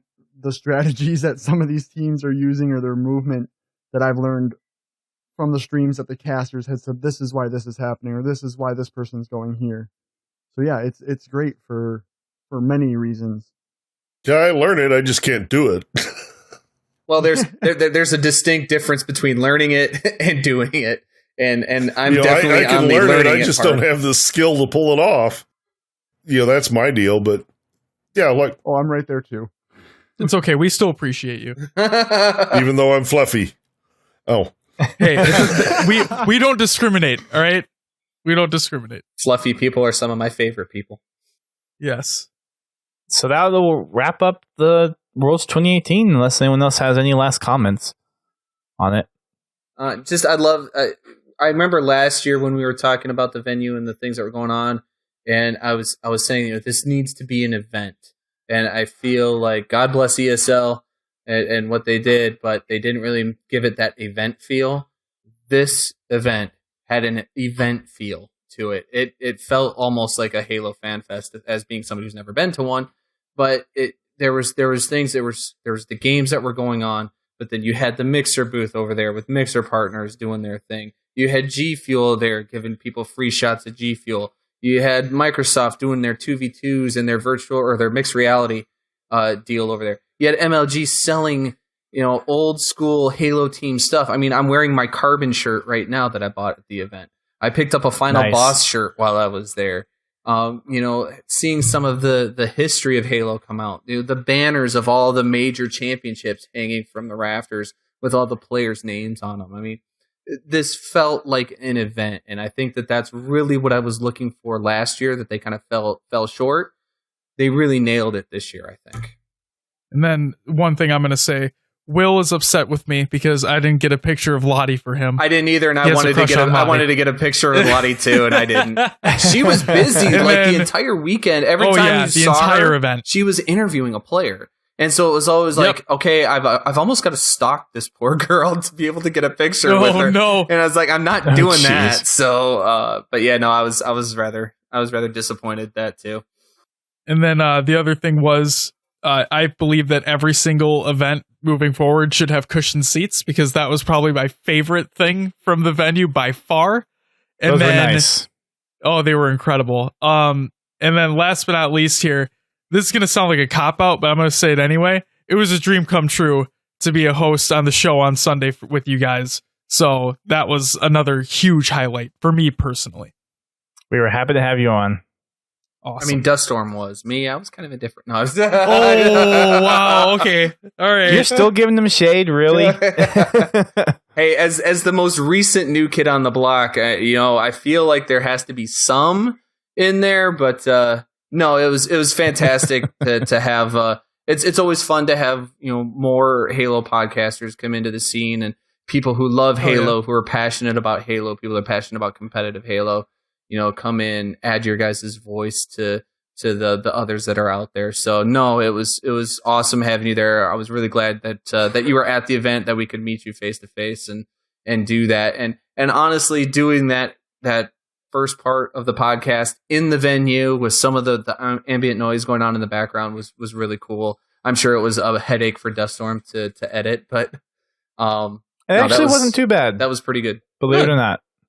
And then you can throw me all the shade you want, Taz, because I'll just always be better than you at Halo, so it works for me in my favor. And we still owe him dinner, so... Yeah, Taco Bell coming my way! I do want to throw out a quick little thing for those that are still in our chat. May want to help tweet these out for other people that want them. But I am going to give away some of the posters that were at the event. So for those that are watching on the stream right now, these are the finalist posters that they were given away that were signed at the signing booth, and I think they're at the Mixer booth as well. They're at a few different booths throughout the weekend. So if you want a poster, then I think I have enough to go around. So just a DM or whisper your address to me in Mixer, or if you follow me on Twitter or wherever, somehow get your address to me and I will ship you a poster. Also, make sure to post in chat that Taz is the worst at Halo. Absolutely. Those guys over there are spitting true facts right there. As it was shown over and over playing CE in the VIP area. I felt bad for the guy. One of the guys from Calgary Halo that was unfortunate to be my partner in doubles, and I could see the frustration on his face. And I just looked at him. I said, "I'm sorry," and I gave him my business card, and he had a good laugh. But that's incredible. Oh my god, that's amazing. But yeah, wow. No, it's I've learned to accept it as part of my brand. There you go. Well, at least you sell it correctly. That's good. Absolutely. At least you're not lying to your audience. That is true. That's very true. All right. I know we've been rambling on for quite a while, but we do have a couple of news things to go over. There has been another MCC development update. I'm assuming everyone here has seen it. And I'm guessing people are kind of excited about some of the contents they're in. So let's cover some of the top things from the update. They had over 13,000 fans register for the Insider program. Just a fair warning, not a lot of people are going to be chosen for the first flight. They said that not many people are going to be included in it. I don't know if that is like a limit of 100 or maybe a limit of 1,000 or what, but apparently it's going to be very, very small. Some things that people might be happy to know: you don't actually have to own MCC to participate in the flighting, but it increases your chances of actually being a part of the flighting program if you are actively playing it. So Haas, if you're still around and you're still playing MCC, you might be one of the ones, even though I know you're probably already in the flight program. But just a little note that it is possible to be part of the flight program if you're not an owner of MCC, but it might help if you have some knowledge of MCC, so you might need it anyway. And I don't know if you're listening to this podcast, how do you not even have MCC to begin with? I was just going to say the same thing. Or these podcasts, I shall clarify and widen, since I don't know if this podcast can go up on multiple feeds, which it probably will be. But yeah, the first flight is expected to come out within the next few weeks. Depending on how much Few is, I can see that being either 3 weeks out, maybe as many as 6 weeks out, but it is coming around the corner. It's going to be limited to Halo 2 Anniversary multiplayer matchmaking, as they are specifically stress testing the matchmaking updates that they've made to the engine. It'll only be Team Slayer on a handful of favorite maps, set to 5-minute matches. A little short, but they're looking specifically to stress test the matchmaking portion of it, as far as the time it takes to match players and then the overall matching success rate of the matchmaking system. So that'll be the first flight coming out within the next few weeks. And another little important note, the MCC Insider program is covered under the Microsoft confidentiality agreement, which means no streaming, no tweeting, no capture, no posting of anything that's part of the flighting program. No talking about it. Or risk Microsoft attorneys busting down your door. Right. Pretty much. But I think this is pretty exciting that we're actually going to see this flight out, maybe, I would say probably by the end of May. That's what it seems like. Well, and interesting that, they're looking to test, the matchmaking and the stresses on it itself, since that seemed to be the biggest issue. I never personally had that problem. I didn't start playing MCC. I think it was out for about a year before I finally was able to string the funds together to get an Xbox One and be able to play it. But that seemed to be the biggest issue, was just the stress on the matchmaking. So it makes sense that that's what they're looking to address first and see, how much they've improved that. Well, something else they're going to do during this flighting program is they're going to have specific times that they want as many people as possible to get into the matchmaking to really load up the stress. You'll be able to play it anytime you want, but they are going to have specific times that they want people to join in on the matchmaking, basically while they're monitoring it closely, it sounds like, and really stress the matchmaking system. And didn't they do this for Halo 5 or Halo Wars 2 as well? I feel like they did. I don't remember if they did. I mean, I know they had betas for each, but yeah, none of this flight stuff that's been happening. I don't remember them asking for people to jump in a specific time frame to stress the servers or anything. I don't remember it either. Maybe it was a different Xbox One title, like a beta. It could have been. It could have been for 5, but I'm guaranteed it wasn't for Halo Wars 2. Okay. May have been 5 if it was Halo. Yeah. Yeah, it's possible. Anyways. But what they're looking at is they're not really dealing with the skill based of the matchmaking. They're just looking at getting players into a game quickly. I've heard some comments about them not focusing on the skill based matchmaking, which they do need to do. They need to do it in Halo 5 too, but that's beside the point. This one is basically just getting the matchmaking system working to where they're matching players quickly and efficiently, getting them in and out of games as a group, if they are a group, things like that. So, and I believe they've said in either the update 1 or the update 2 that they've heard everybody loud and clear, and that the skill-based matchmaking is something that they will be working on. But like you've just said, they're focusing on servers right now. Taking out that old netcode from the original Xbox One X days and putting in all the new fun toys that has been introduced over the past 4 years that the system's been out. Something like that, It doesn't feel like that at all. Yeah, 4 years. Wow. Anyways, the team is currently working on wrapping up Milestone 5, which continues to be Priority 1 and Priority 2 bug fixes. Texture streaming, which is a different way for them to load content into the engine when they're loading up multiplayer maps or other maps, that kind of thing. Intelligent delivery, which we've kind of covered a little bit before. UI and UX updates, which includes the updated title screen background video. Menu has been changed from a horizontal to a vertical layout. There's also HDR settings, LAN support, and then matchmaking playlist management, moving off of the Xbox platform onto dedicated 343 services. And for those that have looked through the update or haven't looked through yet, there is a couple of screenshots that they include of the new splash screen and the main menu. And I have to say, beautiful. The splash screen is pretty. Oh, very, very beautiful. sexy. Someone on Reddit actually worked on removing the Halo Master Chief Collection wording off of it, and has an HD background that you can download off of Reddit. So I definitely recommend going and checking that out. Some people have done some cool stuff with this. I've seen somebody show it. They've taken the wording out, and then they also show it starting to break apart with the longsword flying away from it. I've seen that one too. So people have done some very cool things with this. And that just kind of is fueled by the excitement. Some very cool Photoshops. Yeah, absolutely. I saw those Photoshop edits of the splash screen earlier today, and looking through back through Reddit, it looks like they were posted yesterday, and then one in the wee hours of the morning. But people are going to town with it, and it's just really cool of the splash screen that they've done.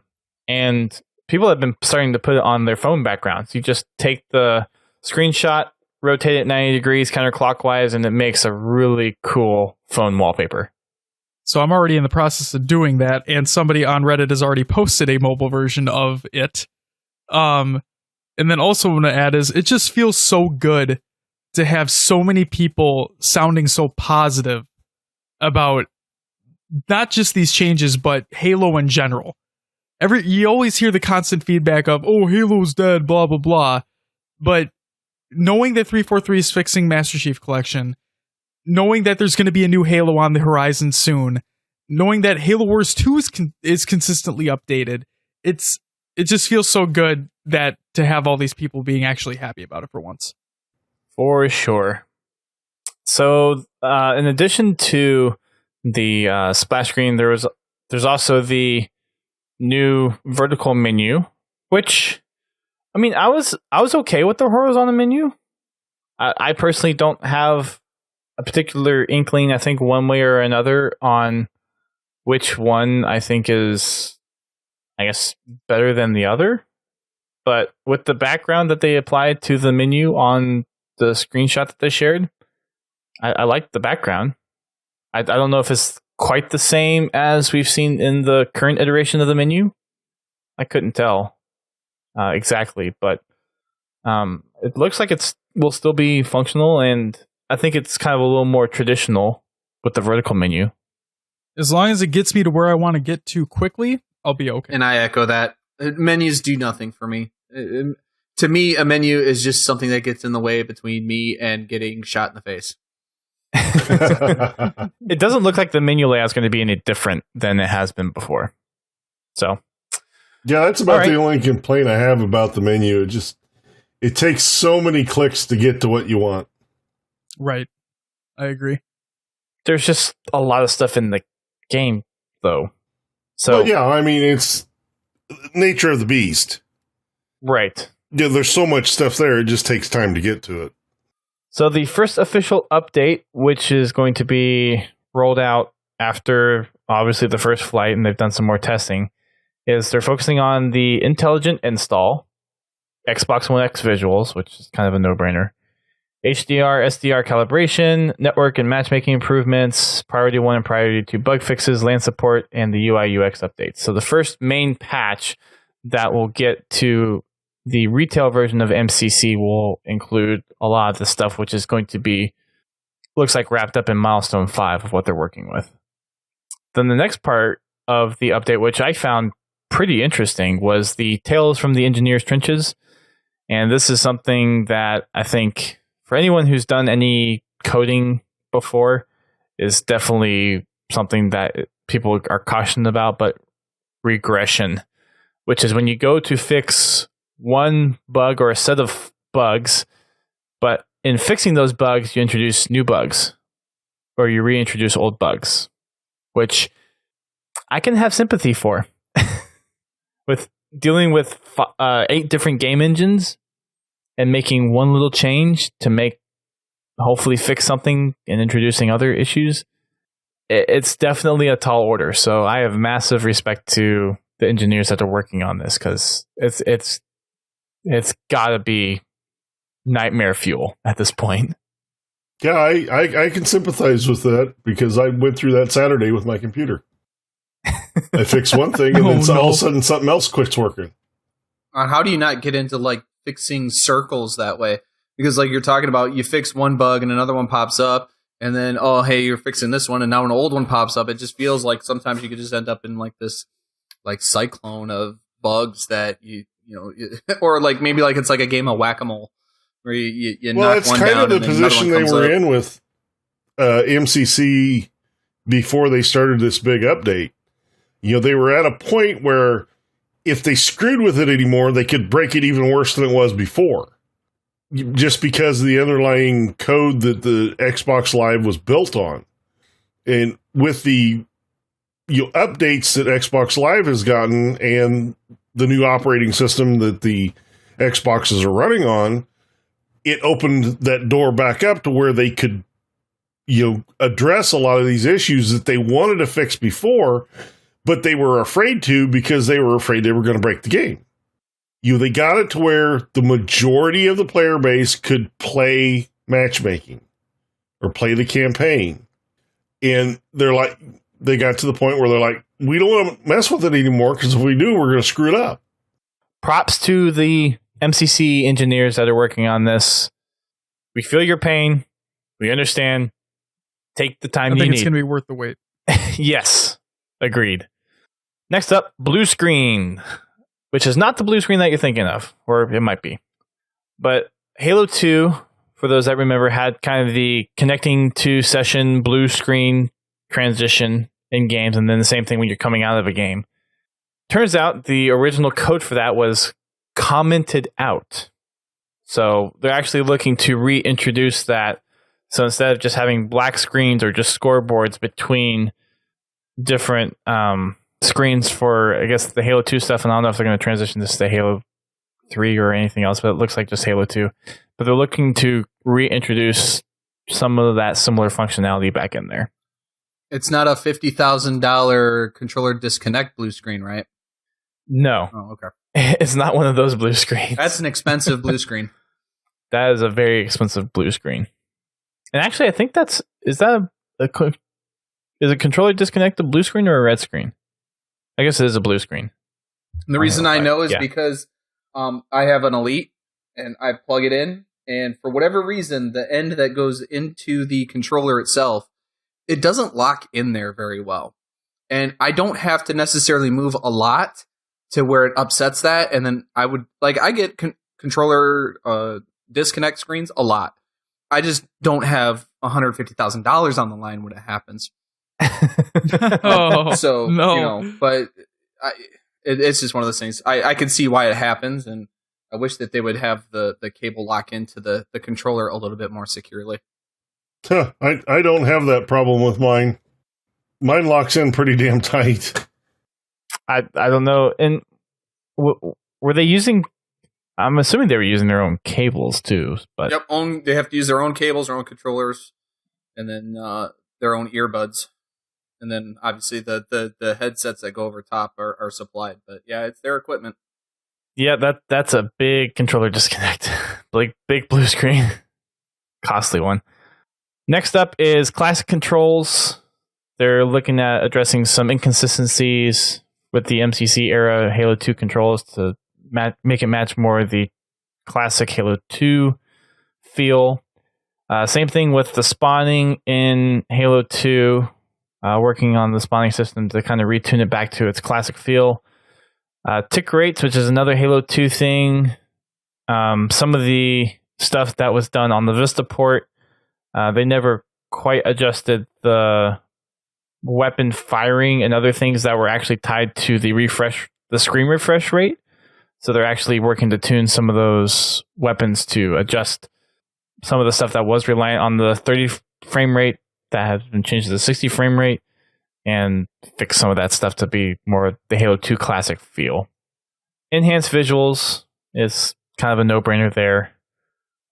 Dedicated optimizations, just optimization to dedicated server platform.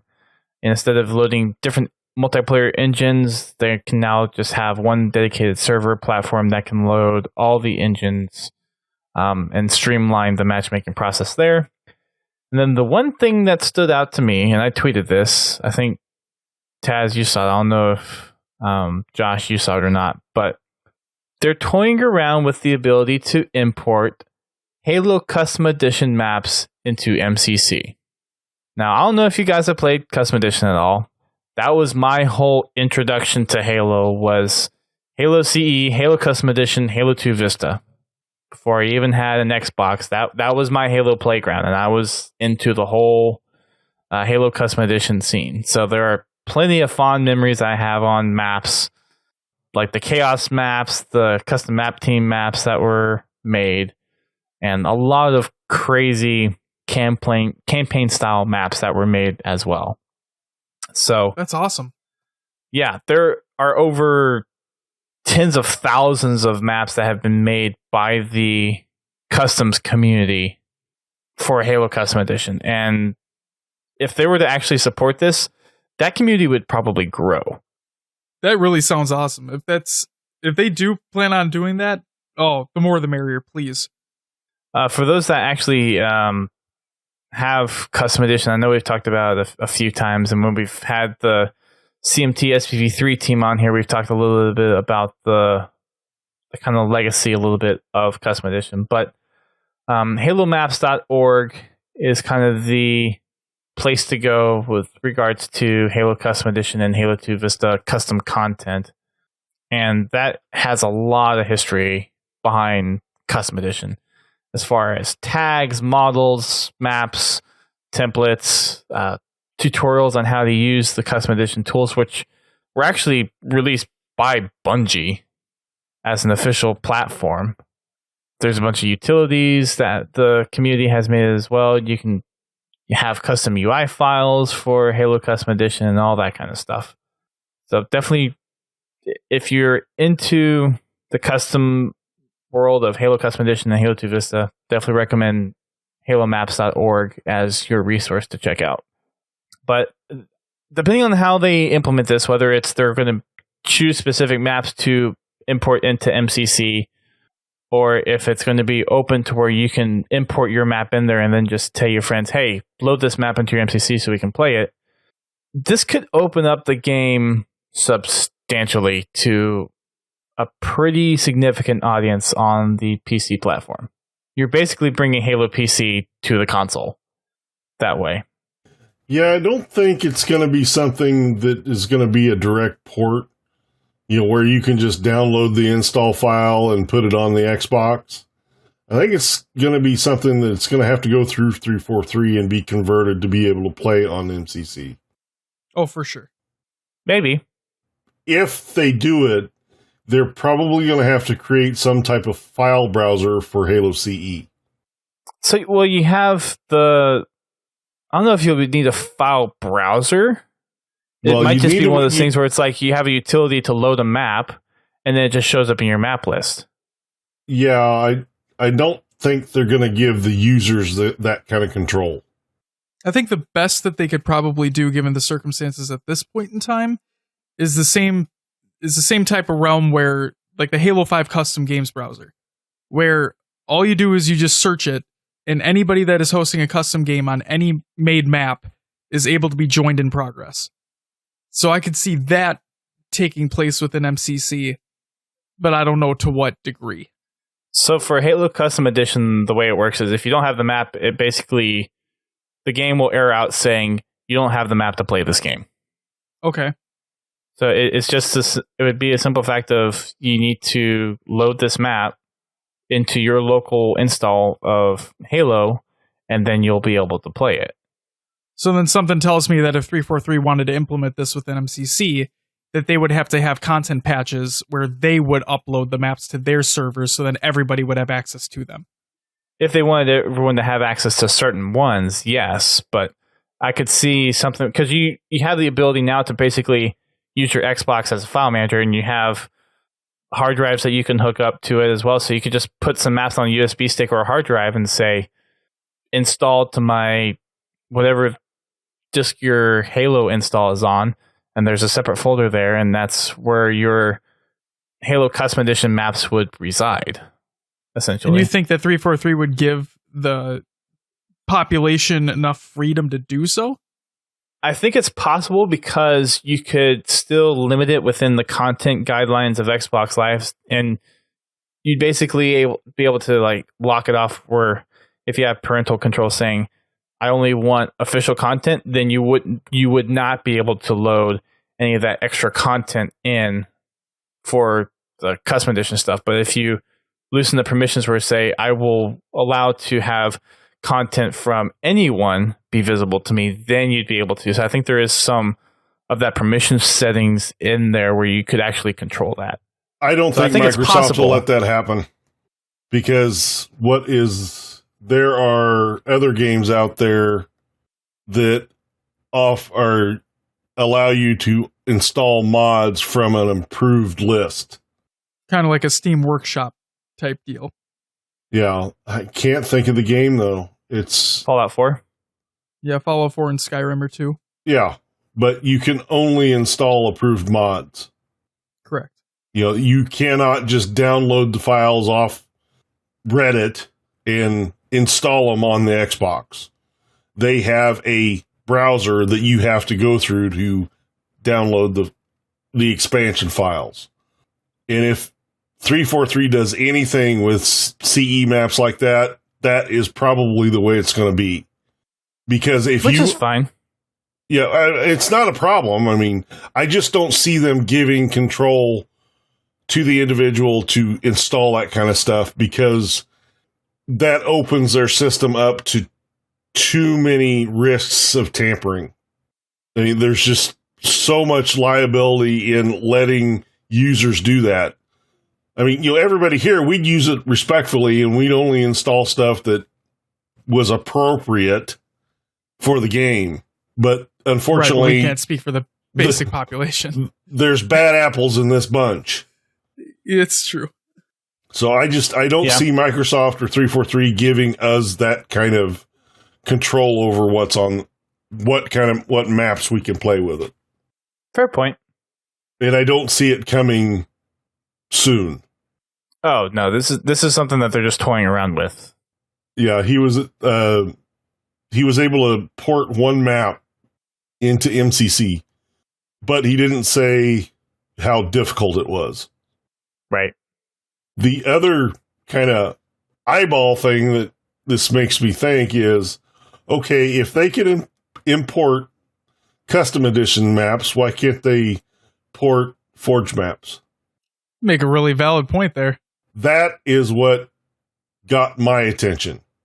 That's a really, really good point. It's all the same assets. Now, they're already in the base games themselves. Well, there is one major difference.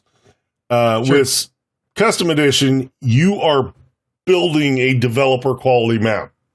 You're using tools that the developer used to build the on-disk maps. Right. You're not using a tool created for the public to use, like Correct. Forge, which is previously was a dumbed down version of the process. So it's one of those things that kind of made me think, well, if they can do it with CE maps, why can't they do it with Halo 3 maps or Reach maps? I'd like to see it happen. I would too. You and I have talked about this, GT, but there's probably some way to have a converter tool for maps, like map files, however they're stored on the file shares for Halo 3 and Halo Reach or Halo 4 or whatever, that they can run through to convert a map from a 360 version to an Xbox One version for MCC. I'm sure there's a way to do it. It's just how practical the tool is. Right. I'm never really big into the technical stuff because I really feel I'm in over my head on this thing. But something that I'm kind of reminded of when we talk about converting files from a computer to a game is I go back to the last NASCAR game that EA created, where you could go into like Photoshop, create a skin for your car, and then you have to go to the EA website and you'd have to upload it through them, and then through their site they would then convert it however they needed to convert it so that it would work in the game, and then you would have your custom paint job for your car in the game. So I'm sure what I'm talking about is ridiculously levels of simplicity to what we're talking about with a map, but there's precedent for being able to take computer files, put them into a game. I had no idea that was even a thing in that NASCAR game. I want to say it was like 2008, 9. It was whatever the That's last crazy. EA one was. Because I would actually go in and I used paint.net and I would make my own paint jobs for my car and throw it in the game. Yeah. The caveat to that is that for somebody to see it, they had to be on your friends list. And it took about half the race for your skin to load in. So the race is pretty much already done by the time you can actually see it. For the majority of the race, you just got this bland gray car going around the track. But it was cool when it worked. And again, that's like at least 10 years ago now. So I'm sure the complexity of this is to a point where you could do something a little bit more involved. But it's just something that always comes to mind is like, I've seen it done before. And there's no reason why we can't continue the progress forward with that. Yeah. I'm always hoping for my own weapon skins, though, but we'll never see that. Yeah.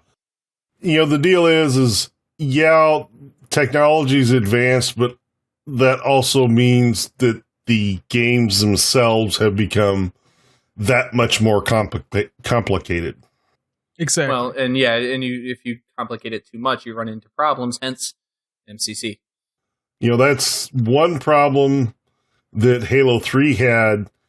As they added DLC, the game noticeably bogged down when you went to load into a campaign mission or matchmaking. Yeah, I did notice load time significantly longer due to that. And then there was the whole thing that Halo 3 was better to play off a disk than it was to install the hard drive. Yeah, I remember that too. Yeah, it would actually load faster off a disk than it would off a hard drive, which is crazy, but yeah. It was new technology at the time. Well, for game consoles at the time. I was going to say. PC's obviously been doing it forever, but like for game consoles at the time, it was something that hadn't been done before, so. Well, it's funny how Halo is always that trial period for each console generation, it seems now. Well, even with the Xbox One, I haven't actually tried it, but I've heard people say it still loads faster off disk. Well, when you put a disc in, it installs from the disc. And the only reason why you have the disc in at that point is for DRM.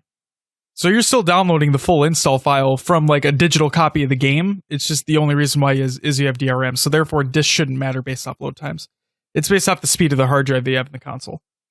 Yeah, and that's what kind of farted with me, because basically when you put your disc in, all you're doing is showing Microsoft that you have permission to install the game. Correct. Yep. But which boggles my mind. I've noticed it on an Xbox. On my Xbox One X, it doesn't load very quick. That sucks. It's not as slow as it was on the 360, but it still takes. Just to load up the first campaign mission can take a minute and a half for it'll actually load. Wasn't that the call of Xbox One X is loads faster? Well, it loads faster than it did on the 360. I haven't tried it on a regular Xbox because it's in my living room and I don't play video games on it much, but it's the bloat of the game and the way the file system is structured. Because, you take the next game after that, Reach, which I used to have more files for until they all disappeared. But that game, it just boom, boom, boom, boom. It'd load in just a lot faster. Campaign levels would load faster, matchmaking would load faster. And they're basically the same game as far as, the actual engine. And then you get into Halo 4, which is taking the 360 to its max. And if you had a lot of downloaded maps and things, it could take a little bit for them to load the maps, but the rest of the game still moved pretty quickly. Yeah, so the custom content was the stuff that lagged behind a little bit, basically. Well, the intelligent streaming of content might kind of help some of that too. Let's hope so. So we'll see. Anything else that stuck out to anyone for the MCC update? I think we covered most of it. Yeah, I get lost in the technical stuff. Make it pretty, make it work. That's what I. Yes. That's the beginning, the middle, and the end for me. I'm just excited for it to be quote unquote fixed. Well, since we're talking about content and Halo 3 related stuff, onto some community news. El Duito 0.6 is releasing tomorrow. Yes. Which has some pretty interesting and fascinating updates to it, including lots more maps, lots more features, improved custom games browsing, and a big one, which kind of took me a little bit by surprise, but Forge Hub is partnering up with the Halo Online El Duito team to host maps for Halo Online. So they're going full Forge capability with this thing, and the jump from 5.9 to 6, or I guess it's 5.6 to 0.6, is a significant one. I'm so damn excited. I cannot wait to play this tomorrow. Me too. I am so looking forward to downloading this and playing this update. Yes. And God of War comes out tomorrow too, but oh man. This 0.6 update looks just crazy good. Tell all you guys are not parents. We're working on it. But no, not I can tell you guys I've are got not a few years parents. ahead. I'm like, oh, I would love to be able to play all of these different games and have two completely different systems. But there's that whole daycare thing I gotta pay for, and Oh no, oh man. And honestly, like, I wish I would have more time to play some of the computer-based Halo stuff. Like, I was super stoked for SPV3. I played quite a bit of it, or as much of it as I could possibly play. it's so good too. Oh my god. My issue is just, one, I don't want to mess with my computer too much, because I tend to have this thing where I crash it just all the time. So I'd rather just leave my computer to be the things that I need it for, and then leave the Xbox for all my gaming. On top of the fact, my computer right now is pretty much just laptop. So the amount of things that I can actually run on it is pretty low. Well, I believe Halo Online was meant to be lightweight to begin with. Yeah, it was meant for Russia for free to play.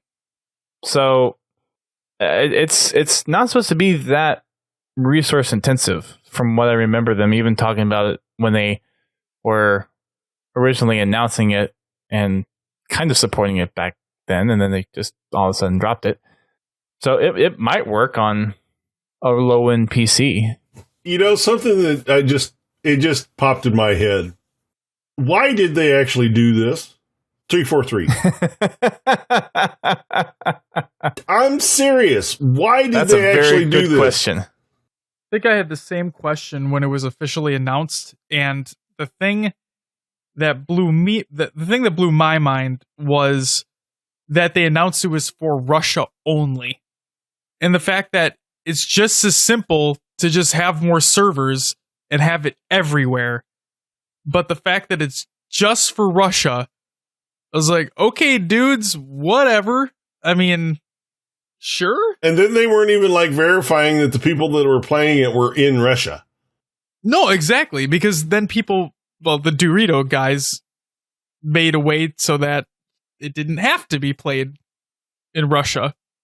And then they modded the hell out of it. And it's amazing. It's almost like 343 put it out there just to shut the people up that wanted Halo 3 on PC.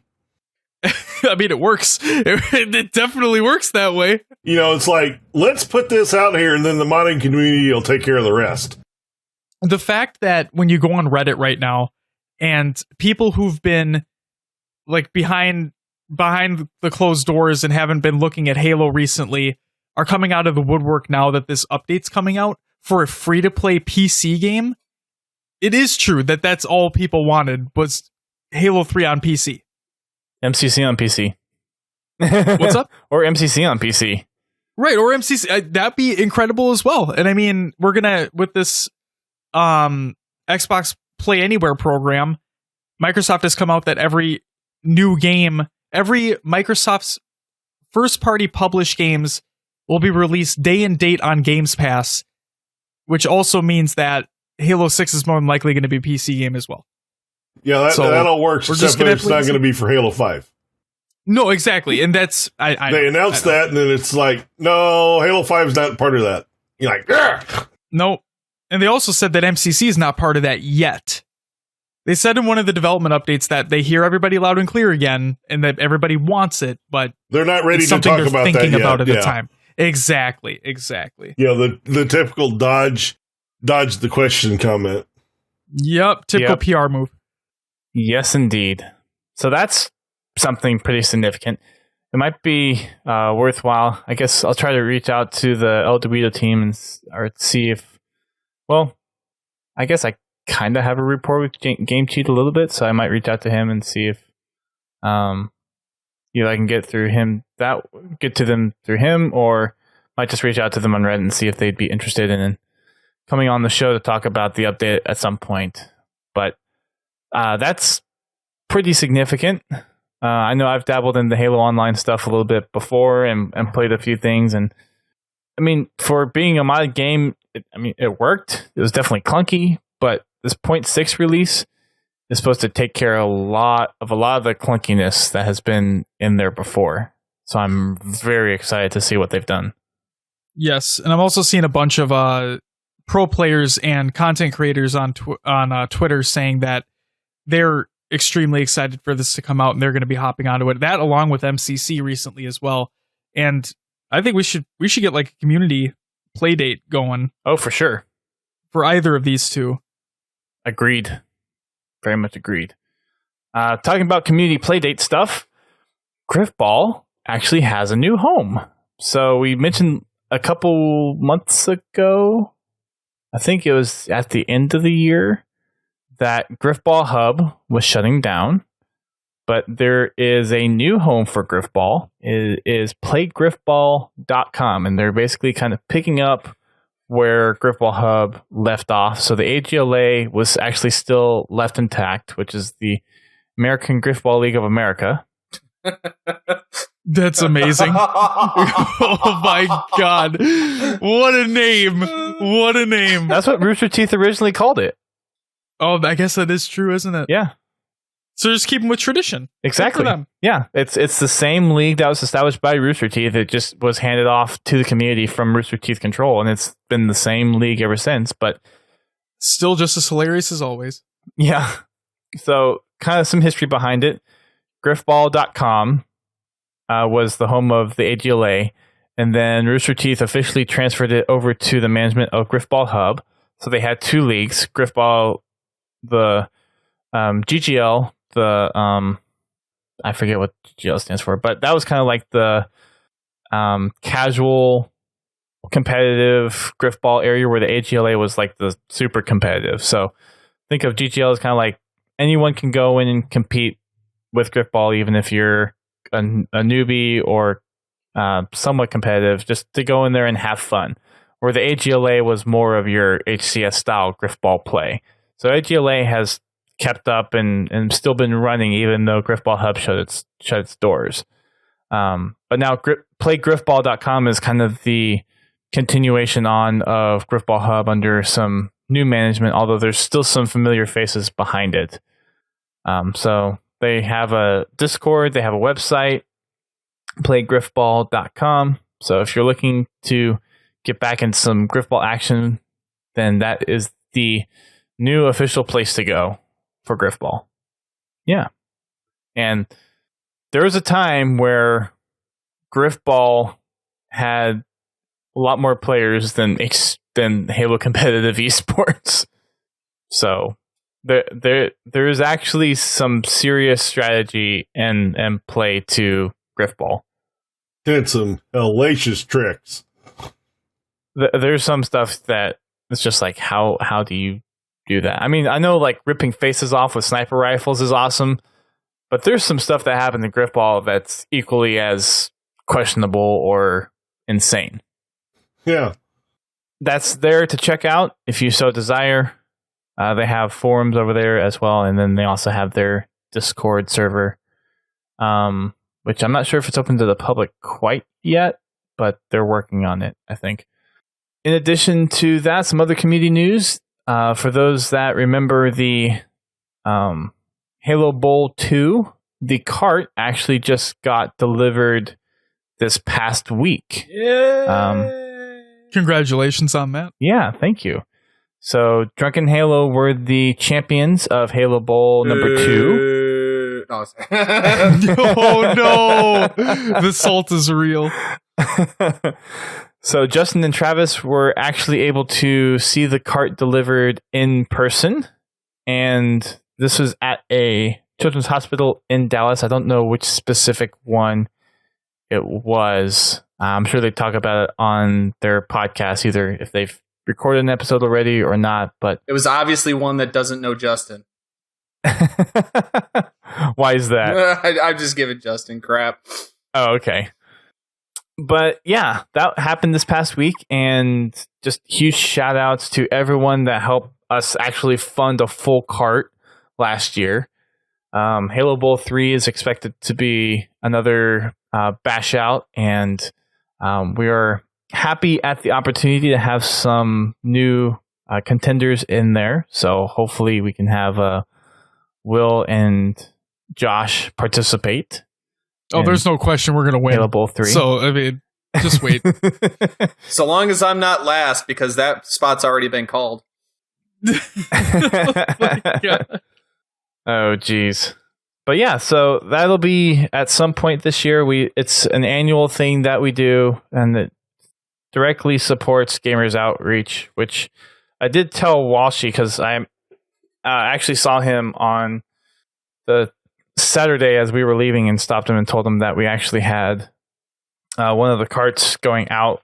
It was because I didn't know if it was going to be last week or this week, but I told him that it was going out, and he was all interested because that's one of the things that he's very passionate about. So he was all excited to hear that we were doing that and in support of it. And he actually seen it before, and it was just kind of the reminder to him that we were doing it. Can we get him to co-host with Mudcat next time? That would be cool. I don't think Mudcat would mind. I mean, I'm not going to speak for Mudcat, but I'm going to kind of preface Halo Bowl 3 with this, maybe which I'm sure you guys are joining, but Drunken Halo is the reigning champions 2 years in a row. So yeah, we got to put a stop to that. If Halo Worlds is any indication of the new blood coming in and taking over and dethroning the old guns, then we might see a little foreshadowing of Halo World Championship to Halo Bowl. So yeah, I need to find the Shotzi of my community. That's for darn sure. Well, you know what? We represent the competitive Halo scene. Therefore, we will definitely be bringing the heat. Well, I just want to say, and I love Delta Halo. Bobcat and those guys were one of the first of the Halo podcasters that I had actually reached out to. They were the competitive podcast during the last one, and the Bad at Halo show finished ahead of them. So I'm just throwing that out there. You know, I'm just gonna walk up. Right. I'm just gonna walk up. I'm just gonna set that down, and then I'm just gonna put my hands up, and I'm just gonna walk away. Don't mind as I swiftly knock that off the table,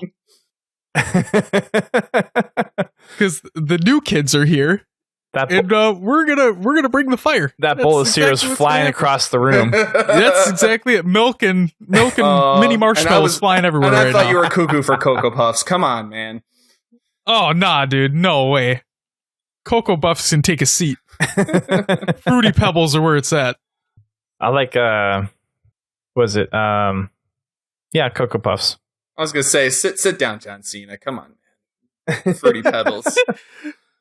What's wrong with Fruity Pebbles? What? Isn't that what The Rock called John Cena? I called him Fruity Pebbles. Oh, I have no idea. Getting off the rails here. Let's save the cereal fight for another show. We'll save it for Halo Bowl 3. Bowl 3. There you go. Halo Cereal Bowl 3. MCC Halo CE 2v2s. Let's do it. Oh, jeez. Ooh, I'm down. Oh, jeez. I don't know, Duststorm. Do you after the Halo CE experience we had on my stream last night? You ready to go 2v2s in Halo Bowl with that? With a little practice, maybe. I'm gonna have to get Will practice up. That was a bit rough. I'm just I'm ankle weights at this point. It's okay. I got your back. I'll carry you. It's fine. We have a couple more things to mention before we wrap up the show. Today is Echo 419 Day in the Halo verse. So rest in peace, Echo 419. But it is April 19th of when we were recording this. So it is Echo Day for the Halo fans. Just throwing that one out there. Isn't that what she sounds? She doesn't sound like that, but she says that. I don't know, actually. It's not ringing any bells. That's at the end of Halo 1. Like no, during the that's Warthog. Cortana. But doesn't... No, you never hear from I Echo don't think 419. she says anything. Yeah, I don't think she says anything. I thought it's when the Pelican goes down. Yeah, that's where the Pelican goes down, but the last thing she says is she's got Banshees on her. Okay, well, that's all we hear over the radio, but I'm sure in the cockpit you're probably hearing... Well... That's I thought so. Yeah, I mean, it's not over the radio, I'm but pretty sure we can. the screaming is not meant for young ears. That she was saying. Probably plenty of expletives in there. There was probably several gestures and some expletives. Yes, probably. A long string of them. Nah, she dropped a hell of a warthog. Pilots do not swear. I don't know who you know that's a pilot. Our friends over at the Sins of the Prophets actually have a pretty cool voice actress now. Caitlin Diaz, who is voice of Riley from Inside Out, is actually now one of the voice actors for the project. Nice. Yeah. For the Artemis class ship battle cruiser, which is one of the fan designs that they've created on their own, kind of extrapolating from some other Halo universe stuff. But yeah, so there is a Hollywood voice actress now in the Halo project. Right on. That is awesome. I mean, Hunt the Truth pulled in some pretty good stuff too, but I mean, with the studio being able to have some, and Microsoft with some money behind that, that was, not it was cool, but I don't think it was as surprising. But for like the guys from Sins of the Prophets to score something like that, shout out to Unicraken. I love Unicraken. He's a great dude, and it just more legitimacy to their project. They've worked so hard for so long on that.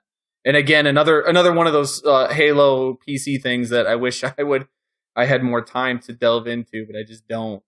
But no, that's awesome for them. The last thing that we have to mention is for users of the SwiftKey keyboard on Android, they have Halo stickers now. Welcome to the club. There you go. They are phenomenal. I don't have SwiftKey. I just use the Google keyboard. Well, I'm just talking about iOS users have had the Halo stickers included. Yes. And Will and I have PC Apple iOS race devices, people. so. Come on, get with it. PC Apple race. Oh my God. For the record, I do not own a Mac computer, but not going there. The stickers are pretty great. They are. And that'll wrap it up for us tonight. I know it was a long show, almost hitting 3 hours here, but it was full of content. Welcome to the club. I wondered why I feel actually physically exhausted now. Now you know why. I'm gonna go get some Taco Bell. Yeah, right. There you go. I'm gonna go to Taco Bell and get like a $5 gift card. They're gonna look at me funny. Be like, what? Be like, I lost a bet in Halo. Yeah, and then they're really gonna look at me funny, and then I'm gonna get the cops called on me. We gotta get this nerd out of here. Oh no! Revenge of the Nerds. All right. So for those that are new to the show, we usually do kind of a short questionnaire, but I'm just gonna keep it really simple since we're kind of running long. But for Josh and JK, I'm gonna change up a little bit. I normally ask, how'd you get started in Halo and what do you do in Halo? But instead, I just want you to kind of plug your show a little bit since you're only 16 episodes in, so you're still kind of new. But for those that don't know about your show, what is it about, and where can people find it afterwards? You meant Josh and Will. Sorry, that's okay. Josh and Will. It's okay. And Will, as I say in every episode, Will, plug the show. All right. We are HCS Pro Talk. We cover everything from Halo news to the competitive scene. You can find us on Twitter at HCS Pro Talk. We have a YouTube, Facebook, all that at HCS Pro Talk as well. Mainly on iTunes right now. Leave us some feedback if you like the show. Josh, anything to add? We're on every podcast service except Spotify. Likewise. Still. Screw you, Spotify. Yeah, that's as everybody. Yeah, right? Come on, Although, Spotify. Get with the damn times. Are you on TuneIn? Ooh. That's the official. Are we on TuneIn? That's the official one for Amazon Echo. So if you want to play a podcast on Amazon Echo, you have to be on TuneIn. I will have to check. That one was actually pretty easy to get on. Okay. Once I submitted, I got on. We were on in like 2 weeks. Awesome. Thank you for the heads up on that. You're welcome. Other than that, We record every Monday. Episodes post every Tuesday. Cool. Taz, you want to plug your stuff? Yeah, absolutely. So the Bad at Halo show, which is a reflection of me and none of my guests, because my guests are all always better than I am. Even Bonks, when she came on, I'm sure she's better than I am too. But anyway, you can find the podcast, the audio version. We're everywhere. So I'm on Apple Podcasts. I'm on Google Play. I used to be on SoundCloud, but because my podcasts are rather long, I always have to delete them out. So stop doing that one. But if you can find it, if your podcast aggregator, catcher, whatever you want to call it, I'm sure it's on there. If it's not, just let me know, and I'll get it. I'll get it to your favorite one, and then apparently soon coming to TuneIn as well. And then I also stream it live on Mixer and on Twitch and on YouTube on Sunday nights at 9 p.m. Eastern. So you guys can check it out there. On Mixer and Twitch, it's on my personal channel, so that's Tazzman Live. And then if you just search for Bad at Halo Show on YouTube, you'll be able to find it there. I'm on Twitter at Bad Halo Show. I've got my personal account at Tazzman Live as well. And then on Facebook, facebook.com/Bad Halo Show. I've got a Discord, and if anybody's interested in what the Discord is, I'm not going to spam links in Duststorm's chat here, but if you guys want to know, everything's on the Twitter channel or the Twitter page, so you guys can find links there. Jump on into the Discord like these fine gentlemen did here tonight. You can talk Halo, you can talk gaming in general. I've got a hockey talk chat on my channel as well. I got playoff hockey, the absolute best form of hockey in the world, and I will argue until I am dead with anybody that playoff hockey is the best sports event ever. So you got that in there. You can check that out, and I think that's about it. Do gameplay streams every now and then, usually on Tuesdays and Thursdays. Duststorm hooked in and played some games with me yesterday on my gameplay stream. Hilarity ensued as we found out just how bad CE can be in the MCC. But yeah, so I'm all over the place, and then cover everything like these guys, HCS, news, and then I do a lot of commentary stuff too. So I kind of look at my podcast as like an opinion article of a newspaper. So that's if you're into stuff like that, come check it out. Sounds good. And then for us, everyone that's listening probably knows where we are, but we're on Twitter, Facebook, Instagram for all the social media stuff. We're on YouTube, Twitch, and Mixer for live streams and videos. And we also have our Spartan Company, which we still have slots left, and we are trying to still continue to go for our Achilles helmet. We also have our Xbox Club, where GT posts the looking for groups when we do the Achieving Halo episodes. We also have our game night on Friday, which is Fraggin' Friday, so it's by GT at 8:30 p.m. Eastern Time. And then I also stream on Sundays, which Bobby and I did finally complete our Halo Wars 2 Legendary Campaign run this past Tuesday. Congratulations. Thank you. Since that was the last day he actually would have good internet for the foreseeable future. And then it got almost all of the Blitz achievements right after that too. Very nice. Yeah. So huge shout outs to him. Thanks for him for doing that. Make sure you check out GT for Friday. He will have that running tomorrow, I believe. And then the next recording for the last episode of the Halo 5 Achieving Halo would be when? We are probably, let's see here, probably looking at the 28th. Okay, so not this coming weekend of this recording, but the following. Right. Cool. Provided I don't have to like a spend plan. 3.5 hours fixing my computer again. Hopefully not. So that'll be it for us tonight. Thanks everyone for tuning in, whether live via Mixer or and we do these on Thursday nights at 9, or via downloads through your favorite podcasting service.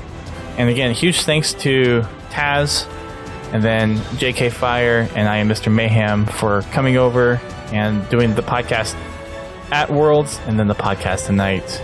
Make sure you go check them out on their podcast and their social media. And until then, keep on fragging them trucks. Guys, on my next respawn. The new kids still need a tag. New kids still need a tag. Yeah, they gotta I have figure a that tag. out. If you want me to tag it, I gotta tag it. Let's go. Bye-bye. Oh.